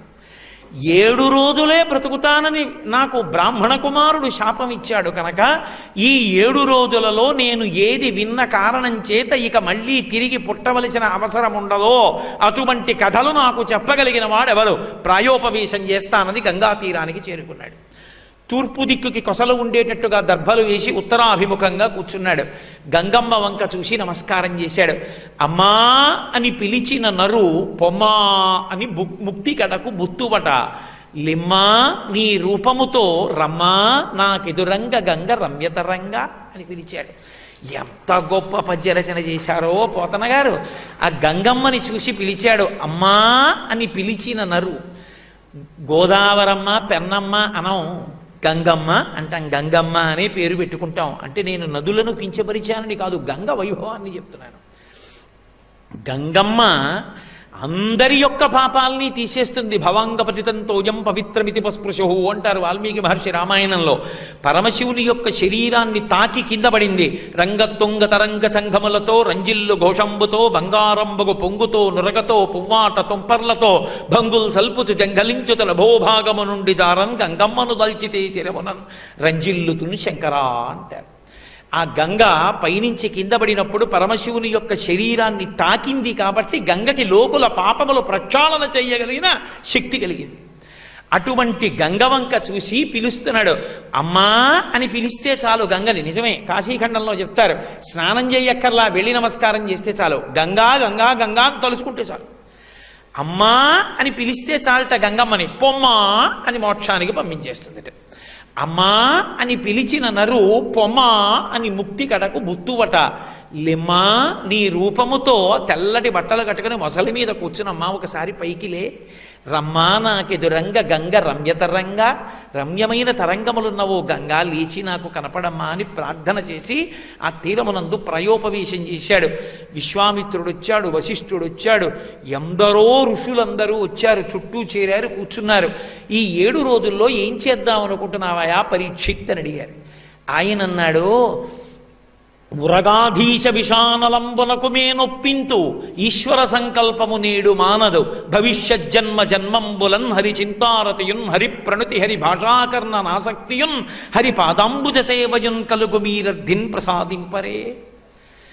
మోక్షం మాట పక్కన పెట్టండి, కనీసంలో కనీసం ఈ 7 రోజుల పాటు నేను బ్రతికున్న కాలంలో ఏది వినడం చేత మళ్ళీ నేను ఒకవేళ జన్మ ఎత్తవలసి వస్తే ఆ జన్మలో హరికథలు వినాలని, హరి యొక్క సేవ చెయ్యాలని, హరిపాదములకు నమస్కరించాలని, హరిపాదాంబుజ సేవయున్ కలుగు అటువంటి స్థితి నాకు కలగాలని, నాకు నిరంతరము భక్తి ఉండేటట్టుగా, ఉత్తర జన్మ ఉండేటట్టుగా ఏది వింటే కుదురుతుందో అటువంటిది నాకు చెప్పండి అని అడిగాడు.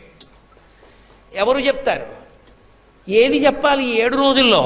పరీక్షిత్తుకే కాదు ఈ ప్రశ్న, మనందరికీ పరమధైర్యంతో చెప్పాడు. పైగా ఉరగాధీశ విషానలంబనకు మే నొప్పింతు, ఈ శరీరాన్ని పణంగా పెట్టేస్తా. వస్తాడు తక్షకుడు, ఏం భయం, కరుస్తాడు, పోతుంది ఈ శరీరం, పోని ఇవాళ కాకపోతే రేపు. ఉరగాధీశ విషానలంబనకు మే నొప్పింతు ఈశ్వర సంకల్పము నేడు మానదు. అది ఈశ్వర సంకల్పం, పుట్టిన శరీరం పడిపోవలసిందే మత్స్యలోకంలో. ఈశ్వర సంకల్పము నేడు మానదు, కానీ వచ్చే జన్మల్లో నాకు హరిభక్తి కావాలి. దాని కొరకు ఏది వింటే మంచిదో అది చెప్పండి. 7 రోజులు 7 రోజులు ఏది వింటే మంచిది అని ఆయన అడిగాడు. ఆ పరీక్షిత్తు ప్రశ్నే భాగవతం రావడానికి కారణమైంది. 7 రోజులే బ్రతికేవాడు పరీక్షిత్ ఒక్కడే కాడు, మనందరం. ఎందుకని? 70 ఏళ్ళు బతికాడా, 80 ఏళ్ళు బతికాడా, 90 ఏళ్ళు బతికాడా, 100 ఏళ్ళు బతికాడా అన్నదానితో సంబంధం ఉండదు. ఎన్నేళ్లు బతికినా ఆది సోమ మంగ బుధ గురు శుక్ర శని మాత్రమే బతుకుతాడు. ఎంత బతికిన వాడైనా ఈ 7 రోజుల్లోనే పోతాడు. నేను రాజ్యాలు ఏలిన వాడినండి అంటే వాడు పోవడానికి కొత్త రోజు ఉండదు. ఈ 7 రోజులే బతకాలి, 7 రోజుల్లో పోవాలి. పరీక్షిత్తే కాదు, 7 రోజులే బ్రతికే వాళ్ళం మనందరం. అందుకే పరీక్షిత్ ఏడడిగాడో అదే మనం అడగాలి, అదే మనము వినాలి. ఈలోగా పెద్ద కోలాహలం వినబడింది. ఏమిటని చూశారు? సూర్యమండల పగిది ఒక మహానుభావుడు దిగంబరుడై పరమ వైరాగ్యంతో దేని మీద భ్రాంతి లేకుండా ఒక ఆవు పాలు పితికినంతసేపు మాత్రమే ఉండేటటువంటి వాడు అనేక మంది పిల్లలు స్త్రీలు వెంటపడి వస్తుండగా దీదీప్యమానమైనటువంటి తేజస్సుతో నడిచొచ్చాడు. రాగానే వెళ్ళి మహానుభావుడు పరీక్షిత్ ఆయన కాళ్ళ మీద పడిపోయాడు. ఆయనే శుకబ్రహ్మ. ఆయన కాళ్ళ మీద పడ్డాడు. మహానుభావా, భవిష్యజ్జన్మ జన్మంబులన్ హరి చింతారతియున్ హరి ప్రణుతి హరి భాషాకర్ణ నాసక్తియున్ హరి పాదాంబుజ సేవయున్ కలుగు మీరర్థిన్ ప్రసాదింపరే. మీరు నాకు అటువంటి కథ చెప్పండి అని అడిగాడు. తప్పకుండా చెప్తానని ఒక ఆవు పాలు పితికినంతసేపు తప్ప ఏ గృహస్థు యొక్క ఇంటి ముందు నిలబడేటటువంటి లక్షణము లేని శుకుడు 7 రోజులు పరీక్షిత్తు యొక్క ఆర్తి విని భాగవతం చెప్పాడు. ఆ భాగవతమే పరంపరాగతంగా మనకి ఇవాళ అందింది. ఆ భాగవతాన్ని ఆయన ప్రవచనం చేస్తూ ఊరట కల్పిస్తాడు గురువు. మొట్టమొదట బెంగ పెట్టుకోవలసినటువంటి అవసరాన్ని ముందు తీసేస్తాడు.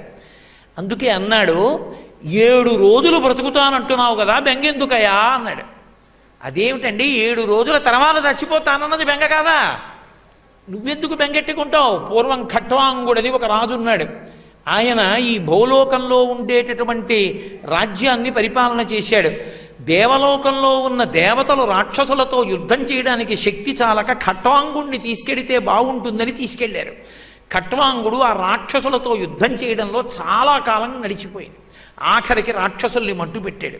ఇంద్రుడు సంతోషించి సత్కరించి ఏం కావాలన్నాడు. నాకేం అక్కర్లేదు, కానీ ఇక నేను ఎంతకాలం బ్రతుకుతా అని అడిగాడు.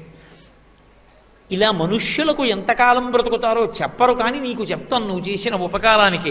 ఇక నువ్వు కేవలము 1 ముహూర్త కాలమే బ్రతుకుతావు అన్నారు. చాలు, ముహూర్తం చాలదా నేను మోక్షం పొందడానికి? అని గబగబా తన విమానంలో భూమండలానికి వచ్చి భార్య పుత్రుల్ని రాజ్యాన్ని అంతటినీ మంత్రులకి ఉత్తరాధికారులకు అప్పజెప్పేశాడు. అప్పజెప్పేసి పరమ ప్రశాంతంగా కూర్చుని భగవంతుని పాదముల యందు మనసు పెట్టి గోవిందనామం చెప్తూ పరాత్పరుని యందు ఐక్యమైపోయాడు. ముహూర్తకాలం బతుకుతానన్నవాడు గోవిందుని యందు ఐక్యమయ్యాడు. 7 రోజులు బ్రతుకుతామని నమ్మకం ఉన్నటువంటి నీకు బెంగెందుకయ్యా, విను భాగవతం చెప్పడం పెడతాను అని హరిమయము విశ్వమంతయు హరి విశ్వమయుండు హరిమయము కాని ద్రవ్యము పరమాణువు లేదు వంశపావన వింటే. ఈ సమస్త ప్రపంచము నామరూపాత్మకంగా కనపడేదంతా విష్ణుమయమే. బంగారు గాజులంటారు, బంగారు కేయూరములంటారు, బంగారు వడ్డాణములంటారు, బంగారు హారములంటారు, బంగారు కుండలములంటారు, బంగారు మంజీరములంటారు. ఎన్ని పేర్లతో పిలిచినా వాటి నిండా ఉన్నది బంగారమే అన్నట్టుగా బంగారమే ఈ నామరూపములైనట్టు ఉన్న విష్ణువే ఇన్ని నామరూపములుగా మారి ఉన్నాడు తప్ప ఉన్నది విష్ణు ఒక్కడే. హరిమయము విశ్వమంతయో హరి విశ్వమయుండు హరిమయము కాని ద్రవ్యము పరమాణువు లేదు వంశపావన వింటే అంటూ భాగవత ప్రవచనాన్ని ప్రారంభం చేశాడు. భాగవతానికి కథానాయకుడు శ్రీకృష్ణ భగవానుడు.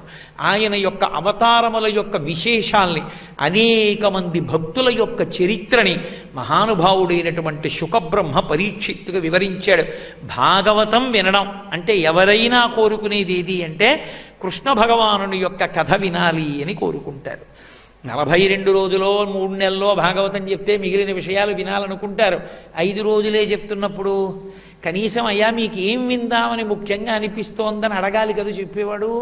ఆ ప్రశ్నే నేను పొద్దున్న వేశామా రాఘవేంద్రుడిని అడిగితే, గురువుగారు కృష్ణ కథ చెప్పండి అని అడిగాడు. మంచి మాట అడిగారండి, అదే కదా వినవలసిందన్నాను. కాబట్టి కృష్ణుడు భాగవతానికి కథానాయకుడు, ప్రధానమైనటువంటి అవతారం. కృష్ణావతారం పరిపూర్ణావతారం. నేను ఎందుచేత ఈ మాట అంటున్నానంటే మిగిలిన అవతారాలకి కృష్ణ పరమాత్మ యొక్క అవతారానికి భాగవతాన్ని మీరు జాగ్రత్తగా పరిశీలిస్తే చాలా పెద్ద భేదం ఒకటి కనబడుతుంది. ఏమిటా భేదం అంటే కృష్ణ పరమాత్మ యొక్క అవతార స్వీకారము చేత కేవలము ధర్మరక్షణమొక్కటే ప్రయోజనము కాదు. కేవలము ధర్మాన్ని రక్షించడానికి మాత్రమే వచ్చిన అవతారం కాదు. ఆ అవతారం రావడంలో అనేకమైనటువంటి రహస్యములను ఆయన దాచాడు. అందుకే ఆయన రావడం కూడా శ్రావణ మాసంలో బహుళపక్షంలో అష్టమి నాటి అర్ధరాత్రి వచ్చాడు. ఎందుకు రావాలప్పుడు అంటే శ్రావణ మాసం వర్షాకాలం, అపారమైన చీకటి. సాయంకాలం అయ్యేటప్పటికే చీకటి పడిపోతుంది, మేఘాలు కిందకు వచ్చేస్తాయి, నల్లటి మేఘాలు, వర్షధారలు పడుతూ ఉంటాయి. అంతటా కూడా బురదతో ఉంటుంది, అరణ్యాలన్నీ తీగలు లతలతో నిండిపోయి ఉంటాయి.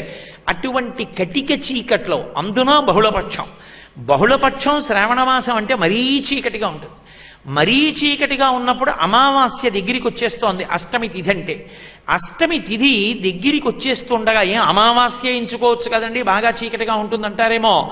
అష్టమికి కృష్ణుడికి దగ్గర సంబంధం. అందుకే అష్టమ గర్భంలో పుడతాడు, అష్టమి నాడు పుడతాడు. ఏమిటా అష్టమి? అష్టాంగయోగమునందు 8వ మెట్టు సమాధి. సమాధి అంటే బ్రహ్మమును అనుభవించుట. కృష్ అంటే నిరతిశయ ఆనంద స్వరూపుడు. ఆయన పాదములు పట్టుకున్నవాడు మోక్షమును పొందుతాడు. అందుకే అష్టమి తిథి నాడు అష్టాంగయోగంలో తాను 8వ మెట్టైన సమాధి అని నిరూపించడం కోసం అలా వస్తాడు. రావడం అర్ధరాత్రి వేళ వస్తాడు. అర్ధరాత్రి వేళ ఆవిర్భవించడం అంటే అప్పుడు చీకటి బాగా ఎక్కువగా ఉంటుంది. కటిక చీకట్లో అర్ధరాత్రి 12 గంటల వేళ ఆవిర్భవించేటటువంటివి 2 ఉన్నాయి. ఒకటి సాకారముతో వస్తుంది, ఒకటి ఆకారము నిరాకారము రెండూ కలిపిన అరూపరూపిగా వస్తుంది. శ్రావణ మాసం బహుళపక్షంలో అష్టమి నాటి అర్ధరాత్రి వచ్చినటువంటి కృష్ణ పరమాత్మ కరచరణాదులతో వచ్చాడు. ఆయన చీకట్లో ఉన్న వస్తువు ఏదో మనకి తెలియదు, అందుకే భయం. చీకట్లో బయటికి వెళ్ళండి అంటే ఎందుకు భయపడతాం? తాడు చూస్తే పాములా కనపడుతుంది, పెద్ద తీగ చూస్తే జడలు విరబోసుకున్న దయ్యంలా కనపడుతుంది.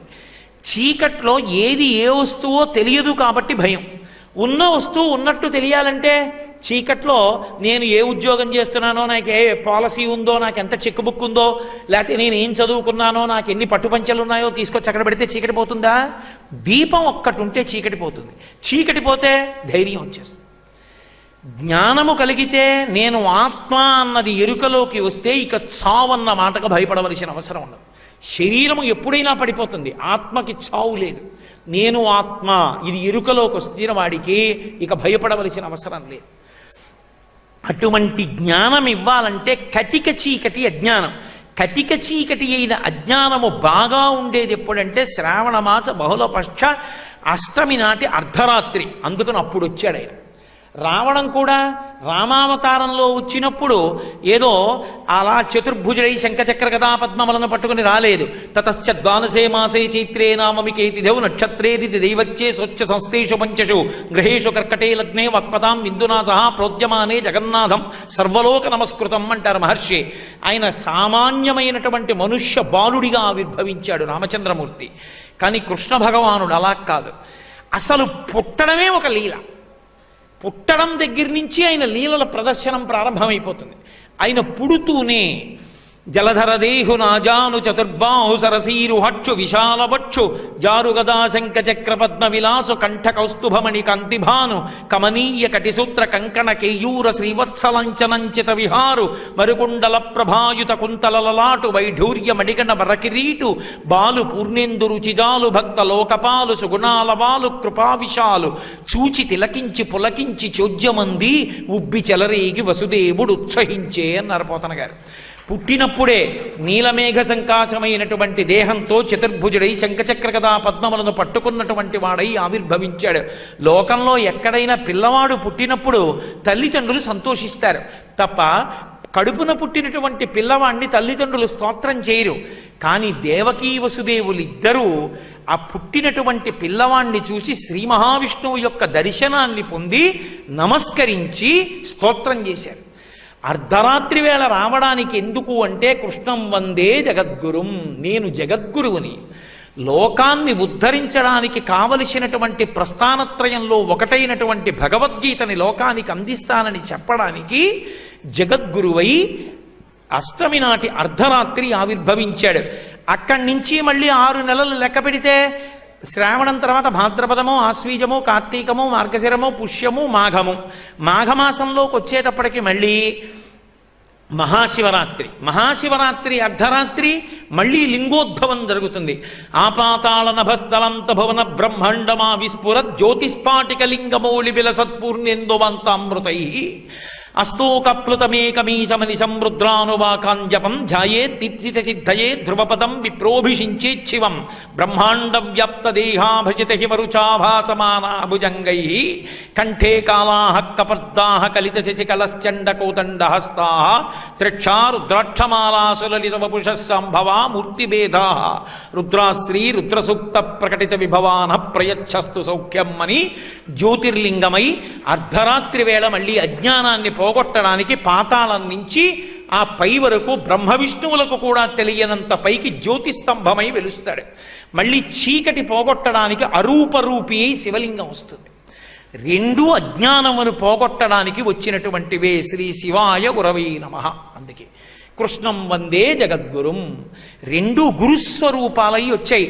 అందుకే అష్టమి నాటి అర్ధరాత్రి వేళ ఆవిర్భవించాడు.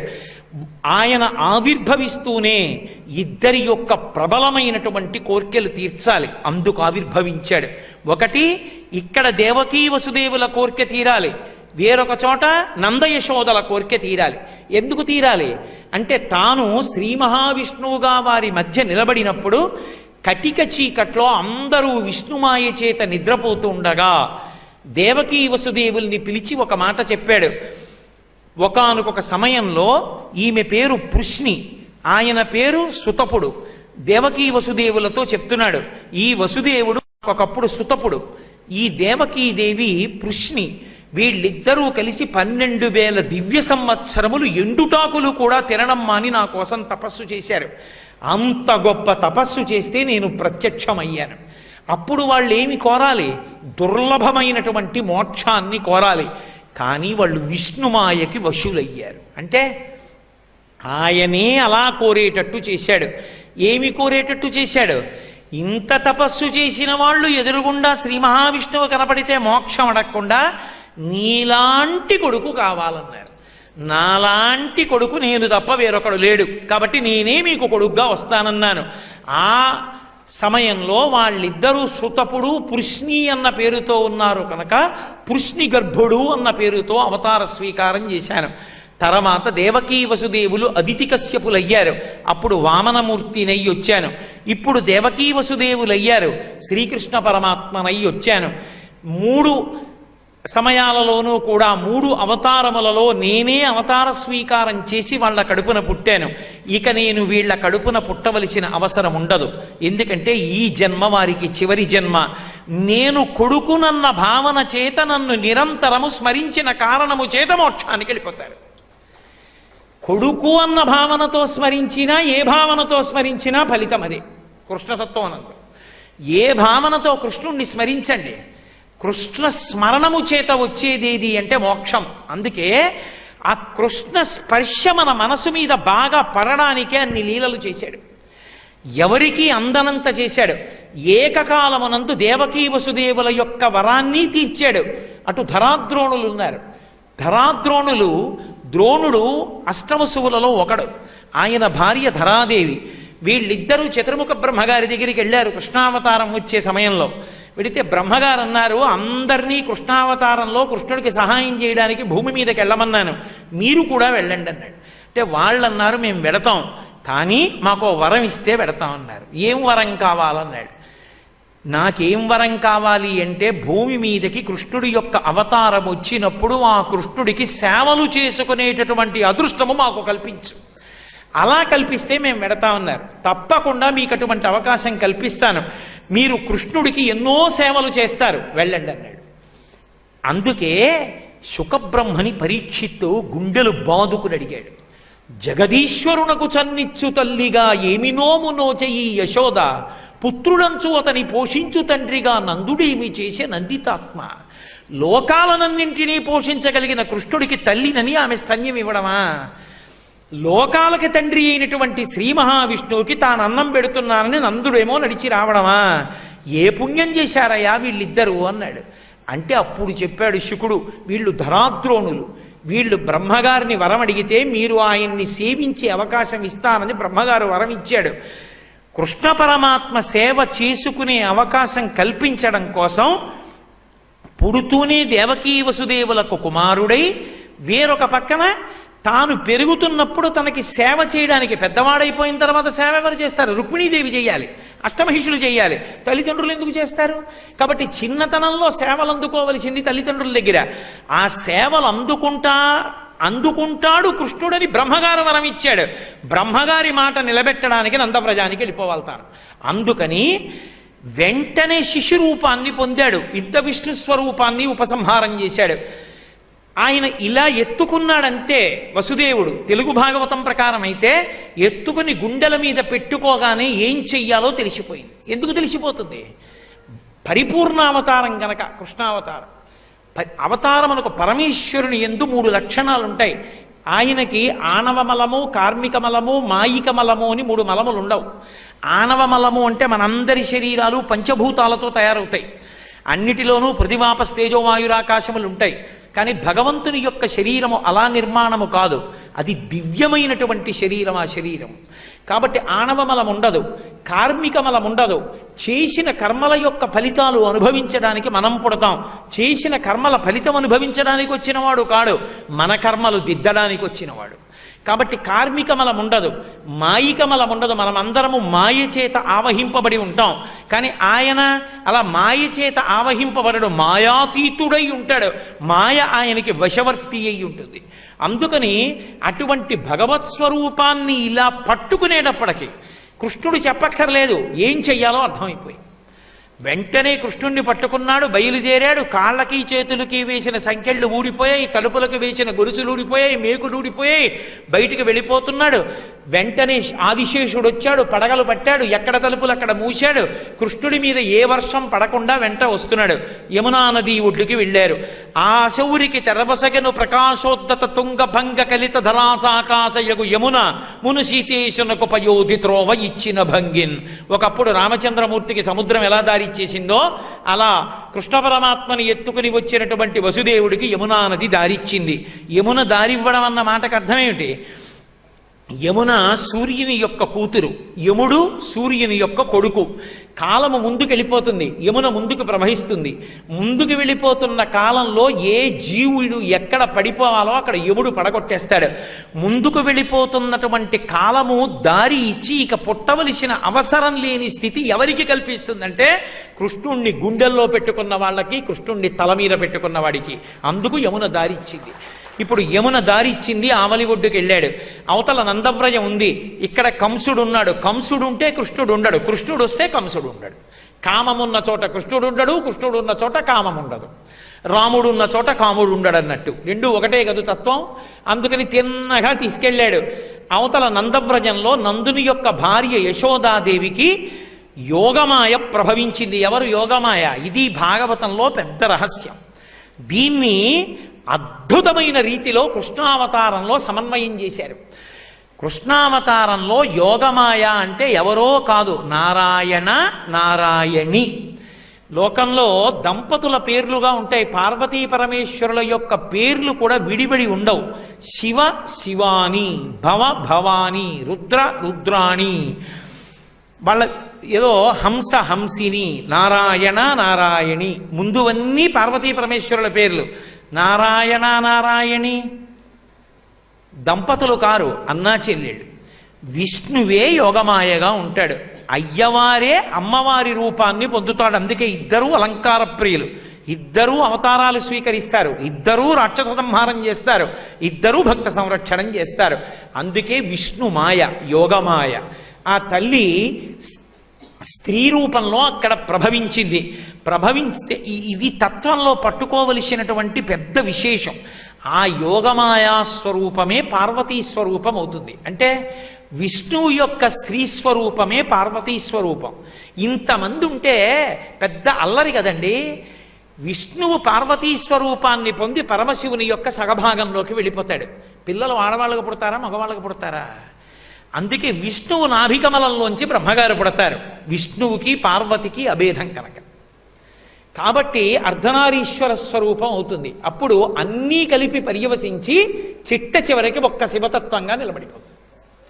కాబట్టి ఇప్పుడు యోగమాయ అక్కడ పుట్టింది. అక్కడ పుట్టినటువంటి యోగమాయ దగ్గరికి వెళ్ళి నందుడు నిశ్శబ్దంగా పడుకోబెట్టేశాడు. యోగమాయని తీసుకున్నాడు. అసలు ఇది వినడానికి సంభవం అండి. మిగిలిన వాళ్ళు నిద్రపోవచ్చు, ప్రసవమైన ఆడది నిద్రపోతుందండి లోకంలో.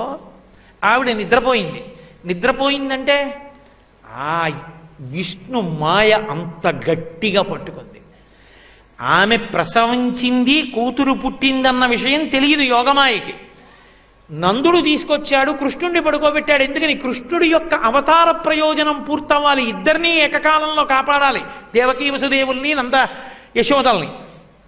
పడుకోబెట్టి యోగమాయని ఎత్తుకున్నాడు. ఎవరికైనా తెలివి ఉందా? ఎవ్వరికీ తెలివి లేదు. పిల్లవాడు ఏడిచాడా? ఏడవలేదు. పోనీ పిల్ల ఏడిచిందా? ఆమె ఏడవలేదు. వాళ్ళకెందుకు ఏడుపుంటుంది? ఏడిచే వాళ్ళను ఉద్ధరించడం వాళ్ళ లక్షణం అయితే. కాబట్టి యోగమాయని చేత్తో పట్టుకున్నాడు. మళ్ళీ యమున దారిచ్చిందా? ఇచ్చేసింది. ఎందుకని? ఇద్దరు ఒకటే కనుక. ఇప్పుడు యమున దాటాడు, వెళ్ళిపోయాడు. మళ్ళీ అంతఃపురంలోకి వెళ్ళాడు. అంతఃపురంలోకి వెళ్ళి చిన్నగా పిల్లని తీసుకెళ్ళి దేవకీదేవికి ఇచ్చాడు. దేవకీదేవి ఏం చేస్తోంది? ఏమైపోయాడో నా కొడుకుని ఏడవట్లేదు, శుభ్రంగా నిద్రపోతోంది. ఎందుకని? అది పరమేశ్వరుడు యొక్క మాయాశక్తి. తన యొక్క అవతార వైభవం పూర్తవ్వాలంటే కంస సంహారం అవ్వాలి. అందుకని చెప్పి ఆమె నిద్రపోతోంది. వెళ్ళాడు, తట్టి లేపాడు, ఆడపిల్లని చేతిలో పట్టు పెట్టాడు. తలుపులు మూసుకున్నాయి, తాళాలు తమంత తాము పడిపోయాయి. వసుదేవుడికి గొలుసులు మాత్రం పడలేదు. మళ్ళీ తాళాలు మాత్రం పడలేదు. మళ్ళీ ధర్మం తప్పకూడదు. అందుకే స్నానము చేయక రామిని ఆనందరసాబ్దిమగ్నుండై విప్రులకును ధేనువులను 10,000 మానసికముగ ధారబోస మరి ఇచ్చుటకున్. కొడుకు పుడితే గోదానం చెయ్యాలి. అందుకని చెరసాలలో ఉన్నాడు కాబట్టి మానసికంగా 10,000 గోవుల్ని విప్రులకి దానం చేసేసాడు. ఒక్క కృష్ణావతారంలో ఇన్ని చమత్కారాలు, ఇన్ని మలుపులు. అందుకని ఇప్పుడు 10,000 గోవుల్ని మానసికంగా ధారపోశాడు. కారాగారంలోంచి బయటికి వచ్చాక నిజంగా గోవుల్ని ఇస్తాననుకున్నాడు. స్నానం చేయాలి కొడుకు పుడితే, కారాగారంలో ఉన్నాడు. ఆనందరసాబ్ది ఎందు ఆనందరసంలో స్నానం చేసేశాడు.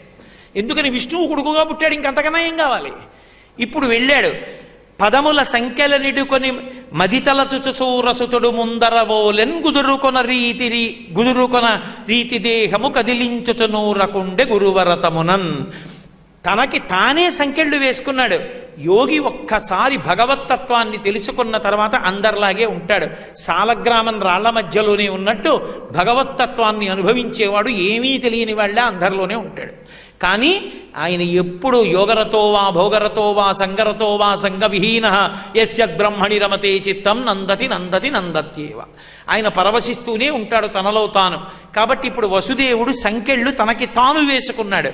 అంటే సంసారమునందున్నట్టు ఉంటాడు, కానీ సంసారమునందు లేడు.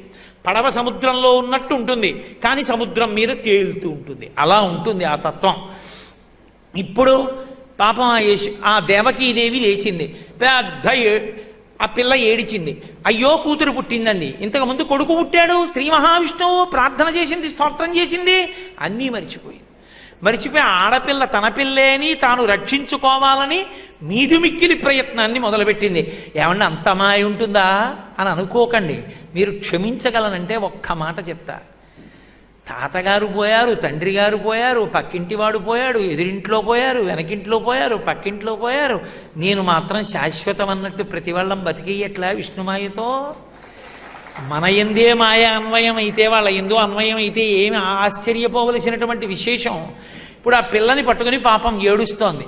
భటులు గబగబా వచ్చారు. తాళాలు దానికి వేసినటువంటి ఆ ముద్రలు చూసుకున్నారు.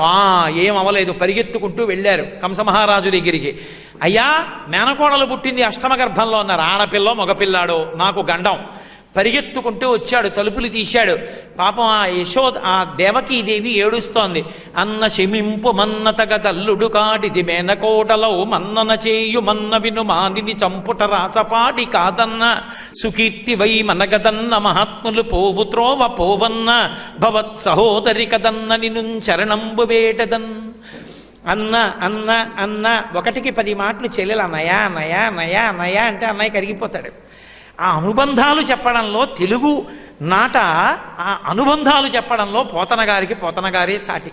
అందుకే పద్యంలో 1కి 10 మాటలు అన్న అన్న అన్న అంటారు. ఇంత చెప్పినా వాడు వింటాడా? ఇది భాగవతంలో ఉన్న గొప్పతనం. 7 రోజుల్లో చచ్చిపోతావురా అంటే ఏది వింటే నాకు ఇబ్బంది ఉండదో, మళ్ళీ జన్మలో హరిభక్తుడవుతానో ఆ కథ చెప్పమన్నాడు పరీక్షిత్తు. అష్టమ గర్భానికి చచ్చిపోతావురా అన్నారు కంసుణ్ణి. అష్టమ గర్భం అంటే కనీసం కాన్పుకి ఏడాదిన్నర వ్యవధానం ఉన్నా ఖచ్చితంగా 12 ఏళ్ళు బతుకుతాడు. అయినా సరే ప్రతిరోజు చచ్చిపోతూ బతికాడు కంసుడు. 7 రోజులు నువ్వు చచ్చిపోతావురా, 7 రోజుల్లో అంటే ప్రతిరోజు బతుకుతూ చివర హాయిగా శరీరం వదిలిపెట్టేశాడు పరీక్షిత్తు. ఎలా బతుకుదాం అనుకుంటున్నావో నీకు ఇష్టం, నీ ఇష్టం. ఏది వింటావో ఏది పాటిస్తావో భాగవతం తీర్పు. కాబట్టి ఆ కంసుడు వచ్చినవాడు వినకుండా ఆ పిల్ల యొక్క కాళ్ళు పట్టుకుని లాగి గిరగిర తిప్పి అక్కడ ఉన్నటువంటి బండకేసి కొట్టాడు.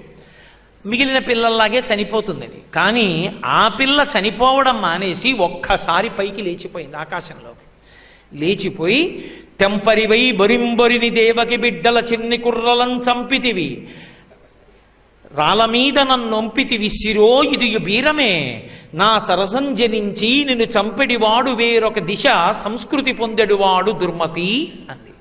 హురే, ఇంతమంది పిల్లల్ని చంపేశావు, 6గురిని, ఇంకా నీకు బుద్ధి రాలేదురా? 8వ గర్భం బలరాముడు ఆ సంకర్షణము చేత రోహిణీదేవి ఎందు పుట్టాడు. మళ్ళీ నన్ను కూడా చంపుదాం అనుకున్నావా? నేను నీకలా దొరికేదాన్ని కాను. నా సరసన జన్మించినటువంటి కృష్ణుడు అదిగో వేరొక చోట సమస్త భోగాలతో పెరుగుతున్నాడు. వాడు నిన్ను చంపుతాడు రా అంది. అని ఆ తల్లి ఒక్కసారి పైకి ఎగిరిపోయి సింహాసనం మీద కూర్చుంటే 8 భుజములతో ప్రకాశించింది. శంఖచక్ర గదా పద్మములు ఒకవైపు, ధనస్సు, బాణము, ఖడ్గము, శూలము 8 ఒకవైపు పట్టుకుంటే ఆకాశంలో విహరిస్తున్నటువంటి దేవతలు, యక్షులు, గంధర్వులు, కిన్నెరులు, కింపురుషులు అందరూ వచ్చి ఆమెకి నైవేద్యాలు పెట్టి పుష్పమాలలు సమర్పించి గంధ తాంబూలాదులు ఇచ్చి ఆమెని సత్కరించారు. ఆ తల్లి ఈ భూమి మీద ఎక్కడ ఏ పేరుతో ఉండనివ్వండి, విజయ, చాముండి, శారద, కాళీ, దుర్గా, ఏ పేరుతో ఈ భూమి మీద ఉన్నప్పటికీ ఆ తల్లి యొక్క లక్ష్యం ఒక్కటే, ప్రజలకు క్షేమమును చేకూర్చట. అదొక్క లక్ష్యంతో ఆ తల్లి ఈ భూమి మీద అనేక గుణములతో, అనేక నామములతో, అనేక చోట్ల ఏకకాలమునందు వెలిసి భక్తుల యొక్క పూజలు అందుకుంటోంది. ఇక్కడ కృష్ణావతారంలో కృష్ణ భగవానుడు నందుడి యొక్క వ్రజానికి వెళ్ళిపోయాడు. యువతల పక్కన దేవకీ వసుదేవుల దగ్గరికి వచ్చి కంసుడు వేదాంతం చెప్పాడు. మీకు ఆశ్చర్యం ఏమిటంటే రాక్షసులు చెప్పినంత వేదాంతం పురాణాల్లో దేవతలు, ఋషులు కూడా చెప్పారు. అంత గొప్ప వేదాంతం చెప్తారు. కానీ అది మెట్ట వేదాంతం. మెట్ట వేదాంతం అన్న మాటకు అర్థం ఏమిటంటే ఎవడు వేదాంతం చెప్తాడు తప్ప తన జీవితంలో అనుష్ఠాన పర్యంతంలోకి తెచ్చుకోడో, అలా తెచ్చుకోకుండా కేవలం చెప్పడానికే వేదాంతం పనికొస్తుందో అలాంటి వాడిని మెట్ట వేదాంతం ఉన్నవాడు అంటారు. రాక్షసుల వేదాంతం మెట్ట వేదాంతం. వచ్చాడు, దేవకీ వసుదేవుల యొక్క పాదముల మీద పడ్డాడు. పడి, అయ్యో నేను చంపేశాను మీ పిల్లలందరినీ అని మీరు అనుకుంటున్నారు, ఇంతకుముందు 6 పిల్లల్ని చంపాను కదా బావా, నేను చంపడం ఏమిటి? లోకంలో చంపేవాడెవడు, చచ్చిపోయేవాడెవడు బావా? ఆత్మ ఎప్పటికీ శాశ్వతంగా ఉంటుంది. భగవంతుడు అలా విధించాడు నా చేత చనిపోవాలని. ఆ అపకీర్తి నేను మూట కట్టుకున్నాను తప్ప నేనా కారకుణ్ణి, నన్ను మన్నించు బావా అన్నాడు. ప్రార్థన చేశాడు. వసుదేవుడు పాపం వెంటనే వేదాంతాన్ని స్మరించాడు, విడిచిపెట్టేశాడు. దేవకీ వసుదేవులు వెళ్ళిపోయారు. అయితే కృష్ణావతారం రావడానికి ఉన్నటువంటి నేపథ్యంలో ఉన్న విశేషాలలో ఇదొకటి. ఈ 6 పిల్లల్ని కంసుడు మొదట చంపలేదు. యథార్థానికి మొట్టమొదటి గర్భం పిల్లవాడు పుట్టగానే వసుదేవుడు పిల్లవాడిని చేతుల్లో పట్టుకుని తీసుకొచ్చి ఇచ్చేశాడు కంసుడికి. బావా మొదటి గర్భం చంపేయమన్నాడు. కానీ కంసుడు అన్నాడు, బావా నీ యొక్క మాట నిబద్ధత నాకు తెలుసు. బిడ్డలు పుట్టగానే తెచ్చిస్తానన్నావు, కడుపున పుట్టిన పెద్ద కొడుకునే తెచ్చి ఇచ్చేసావు. ఇది ఎవరికి చెందుతుంది? నిన్ను నేను నమ్ముతాను బావా, ఇబ్బంది లేదు, తీసుకెళ్ళిపో నీ కొడుకునన్నాడు. అలా 6 కొడుకులు పుట్టారు. 6 తిరిగి ఇచ్చేశాడు. వసుదేవుడు పట్టుకొచ్చేవాడు, కంసుడి తిరిగి ఇచ్చేసేవాడు. 7వ కడుపున పిల్లవాడు పుట్టలేదు. బలము మిగుల కలుగ బలభద్రుడనిలో ఒక రమణుడకుట చేసి రాముడనియు సతికి పుట్టె గర్భ సంకర్షణంబున సంకర్షునండనటి గనుడుసుతుడు. దేవకీదేవి కడుపులో ఉండేటటువంటి పిండాన్ని మాయాశక్తి తీసి వసుదేవుని యొక్క వేరొక భార్య రోహిణీదేవి నందవ్రజంలో అక్కడ ఉన్నటువంటి నందుడి యొక్క ఆశ్రమంలో ఉంది. ఆమె కడుపులోకి ప్రవేశపెట్టారు. అందుకని వసుదేవుని యొక్క భార్య అయిన రోహిణీదేవి కడుపున పుట్టాడు బలరాముడు. గర్భ సంకర్షణం వల్ల పుట్టాడు కాబట్టి సంకర్షణుడని పేరు. 7వ గర్భం జారిపోయింది తప్ప దేవకీదేవికి బిడ్డడు పుట్టలేదు. అందుకని కంసుడు 6 పిల్లల్ని తిరిగి ఇచ్చేశాడు. మరి తిరిగి ఇచ్చేసిన వాడు ఎందుకు చంపాడు అంటే, ఒకనాడు నారదుండొయ్యన కంసుని ఇంటికి చనుదించి ఏకతమున, ఓరి పిచ్చివాడా నీకు తెలియక మందలోపలనున్న నందాదులను వారి భార్యలు పుత్రులు బాంధవులను నిన్ను చంపేవాళ్ళు కారు వీళ్ళందరూ అనుకుంటున్నావు. 8వ గర్భంలో పుట్టేవాడు నిన్ను చంపడం కాదు, మీ అమ్మ మీ నాన్నతో కలిపి నందవ్రజంలో ఉన్నటువంటి నందాదులు వారి యొక్క పిల్లలు అక్కడ ఉన్నటువంటి ఆవులు, దూడలు, గోపాలబాలురు అందరూ నిన్ను చంపడానికి వచ్చిన వాళ్ళేరా అన్నాడు. 6 వదిలేశావు, వాళ్ళు నిన్ను చంపడానికి రేపు 8వ గర్భానికి సాయపడతారన్నాడు. ఈ మాట నారదుడు చెప్పగానే 6 తీసుకురమ్మని కాళ్ళు పట్టుకుని గిరగిరా తిప్పి బండకేసి కొట్టి చంపేశాడు. నారదుడు చెప్పచ్చా ఈ మాట? అంతటి మహానుభావుడే ఎందుకు చెప్పాలి అంటే, కృష్ణావతారం వచ్చే ముందు ఒక దేవతా కార్యం ఒకటి నెరవేరవలసి ఉంది. ఏమిటా కార్యం అంటే, ఊర్ణనాభి మరీచి అని మహర్షి దంపతులు వాళ్ళకి 6 పుత్రులు కలిగారు. ఆ 6 షడ్గర్భులు అంటారు. ఈ 6 గొప్ప భక్తులు, జ్ఞానులు. వాళ్ళు ఒకసారి బ్రహ్మగారి సభకి వెళ్ళారు. పెద్దలు కూర్చుని ఉన్నటువంటి సభలో కారణం లేకుండా నిష్కారణంగా నవ్వకూడదు. వారికి ఏ మాయ ఆవహించిందో నిష్కారణంగా నవ్వారు. నవ్వగానే బ్రహ్మగారు చూశారు. కారణం లేకుండా బ్రహ్మసభలో నవ్వారు కాబట్టి మీరు రాక్షసయోని యందు జన్మించండి అన్నారు. ఆ 6 వచ్చి కాలనేమికి కుమారులయ్యారు. ఆ కాలనేమి యొక్క కుమారులు తరువాతి కాలంలో హిరణ్యకశిపుడికి మళ్ళీ కుమారులుగా పుట్టారు. పుడితే ఈ 6 హిరణ్యకశిపుని కన్నా ముందే వెళ్ళి అరణ్యంలో బ్రహ్మగారి గురించి తపస్సు చేశారు. బ్రహ్మగారు ప్రత్యక్షమై ఏం కావాలన్నారు. విపరీతమైనటువంటి వరాలు అడిగారు. 6 వరాలు ఇచ్చాడు బ్రహ్మగారు. వాళ్ళు పరిగెత్తుకుంటూ ఇంటికి వచ్చి హిరణ్యకశిపుడితో చెప్పారు, నాన్నగారు మేము ఇంత శక్తి పొందాం, ఇన్ని వరాలు పొందామని. వాడు తండ్రి అయిన రాక్షసుడు. నేనే పొందలేదు కదా ఇన్ని వరాలు, ఇంత శక్తి, కొడుకులు మీరు బ్రహ్మగారి గురించి తపస్సు చేసి ఇన్ని వరాలు పొందడమా? ఇది రాక్షసత్వం అంటే. రాక్షసత్వం అంటే ఎక్కడో ఉండదు. మీకు వచ్చిన వరాలు మీకు ఉపయోగపడకుండుగాక, అలా అయిపోవాలంటే మీ అందరూ కూడా గాఢ నిద్ర యందు మరణింతురుగాక. వాళ్ళందరూ గాఢ నిద్రలోకి వెళ్ళిపోయి కొంతకాలం ఉండి గాఢ నిద్రలోనే మరణించాడు. పోనీ అక్కడతో వదిలిపెట్టాడా? మీరు మళ్ళీ వచ్చే జన్మలో, కిందటి జన్మలో మీకు తండ్రి ఎవరో ఆ తండ్రి కడుపునే పుట్టి ఆ తండ్రి చేతిలోనే మరణింతురుగాక అన్నాడు.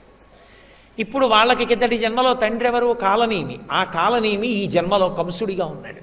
కాబట్టి కంసుడు కడుపున పుట్టి కంసుడి చేతిలో చనిపోతే తప్ప మరీచి ఊర్ణనాభుల యొక్క పుత్రులైనటువంటి ఈ షడ్గర్భులకి శాప విమోచనం అవదు.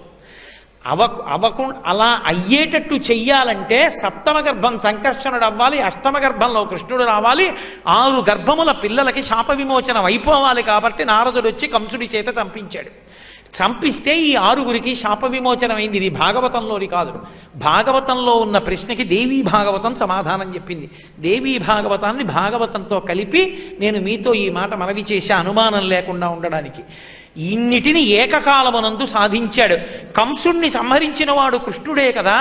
మరి కంసుణ్ణి సంహరించగలిగిన వాడైనప్పుడు కన్నులు తెరవని కడుచిన్ని పాపడై దానవి చనుబాలు త్రావి చంపే అని ఒక రాక్షస స్త్రీని చంపగలిగినటువంటి వాడు కంసుణ్ణి ఎందుకు చంపడు?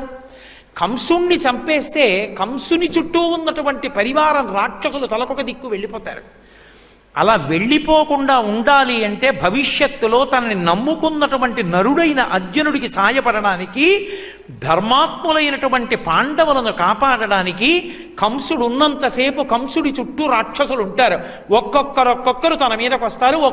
ఒక్కొక్కరిని చంపుకుంటూ పోతే ఇంతమంది కురుక్షేత్రంలో యుద్ధానికి రారు. నిజంగా మహానుభావుడు కృష్ణ పరమాత్మ అవతార స్వీకారం చేసింది మొదలుపెట్టి పూతనా సంహారం, శకటాసుర సంహారం, తృణావర్తుని సంహారం, బకాసుర సంహారం, ఈ ధేనుకాసుర సంహారం, కాళీయమర్దనం, ఇంతమందిని చిన్నతనంలోనే సంహారం చేశాడు కాబట్టి సరిపోయింది తప్ప కంసుడు ఒక్కడిని సంహరిస్తే ఒకానొకనాడు ద్రోణాచార్యుల వారి దగ్గర పాఠం నేర్చుకున్న ఏకలవ్యుడు వెళ్ళి జరాసంధుడి పక్కన చేరినట్టుగానే రాక్షసులందరూ దుర్యోధనుడి పక్కన చేరుతారు. కురుక్షేత్రంలో ఎంత కష్టపడవలసి వచ్చింది అంతమందిని చంపడానికి. ఇంతమంది కూడా కలిస్తే పాండవులకు ఎంత కష్టం. అందుకే కంసుణ్ణి ఉంచి వీళ్ళని చంపి కంసుణ్ణి చంపాడు. చంపి అప్పుడు వెనక్కి వెళ్ళాడు. పైగా నందవ్రజంలో నందుడి దగ్గరికి వెళ్ళి తన బాల్యం పూర్తయితే తప్ప బ్రహ్మగారి వరం పూర్తి కాదు. బ్రహ్మగారి వరం ఆయనిచ్చిన వరాన్ని నిలబెట్టడానికి తాను నందవ్రజానికి వెళ్ళి పిల్లవాడిగా ఉన్నంతసేపు బాల్యక్రీడలన్నీ నందవ్రజంలో చేశాడు. కంసుడున్నప్పుడు మధురమైనది మధుర అంటే కంసుడంటే కాలనేమి కామం. కామంతో మధురమైన మనస్సు కోరికలతో ఉన్నదాని ఎందు కృష్ణుడు ఉండడు. నందవ్రజం అంటే గురుకులం, గోవులు ఉన్నాయి అక్కడ. మీరు ఆ ఉపనిషత్తుని బట్టి చూస్తే అక్కడ ఉన్నటువంటి గోపకాంతలందరూ కూడా ఋషులు.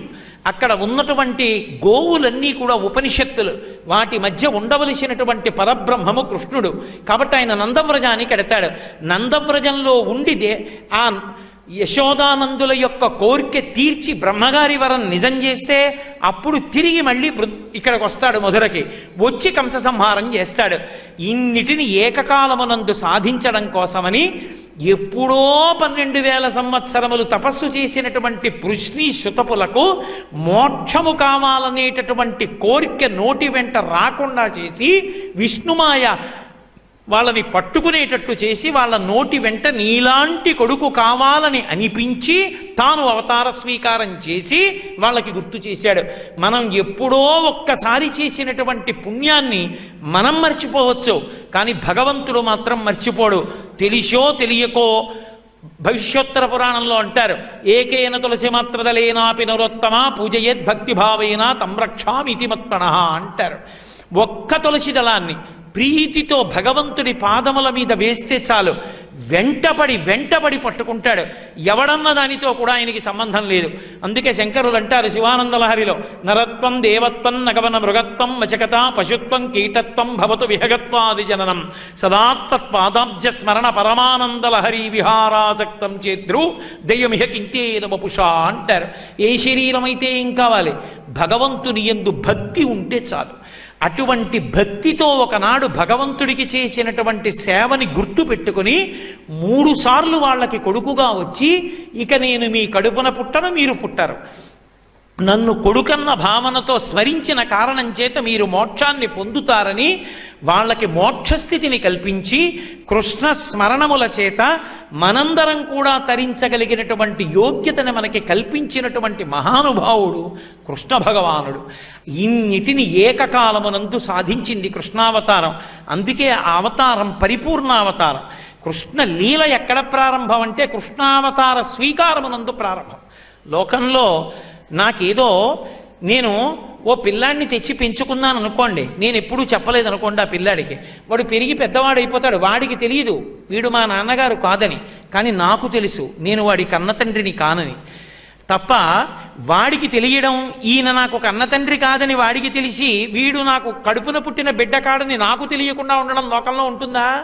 ఉండదు. విచిత్రం ఏమిటంటే కృష్ణావతారంలో ఎవరు పెంచుతున్నారో ఆ నందయశోదలకి కృష్ణుడు తమ కడుపున పుట్టిన కొడుకు కాడన్న విషయం తెలియదు. ఏ కృష్ణుడు నందయశోదలకి కొడుకుగా పెరుగుతున్నాడో ఆ కృష్ణుడు సర్వజ్ఞుడు కనుక, 3 మలములకు అతీతుడు కనుక, పరిపూర్ణావతారము కనుక, పరబ్రహ్మము కనుక ఆయనకి తెలుసు నేను వీళ్ళకి కొడుకును కాదని.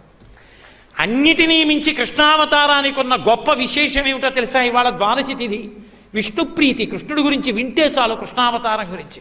పక్క భీష్మేకాదశి పక్కన వచ్చిన ద్వాదశి మాఘమాసంలో, ఏ పాములెరుగక ఏ పారుమేటికి పశుల కాపరి ఇంట పాము కలిగే, ఏ కర్మయులు లేక వెలయునొక్కడికి ని జాతకర్మంబులు సంభవించే, ఏ తల్లి చనుబాలు ఎన్నడెరుగని ప్రోఢ తల్లి యశోద చన్నుల పాలు త్రవనిరిగే, ఏ హాని వృద్ధుల నెరుగని బ్రహ్మంబు పొదివిటిలో వృద్ధి పొందనుందే, ఏ చదువులనైన ఎలమి పండని పంట వల్లవీజనముల పాడపండే, ఏ చదువులనైన ఇట్టిట్టిదనరాని అర్థమవయవముల యందు అందముందే, ఏ తపములనైన ఎలమి పండని పంట వల్లగీ జనముల వాడపండే.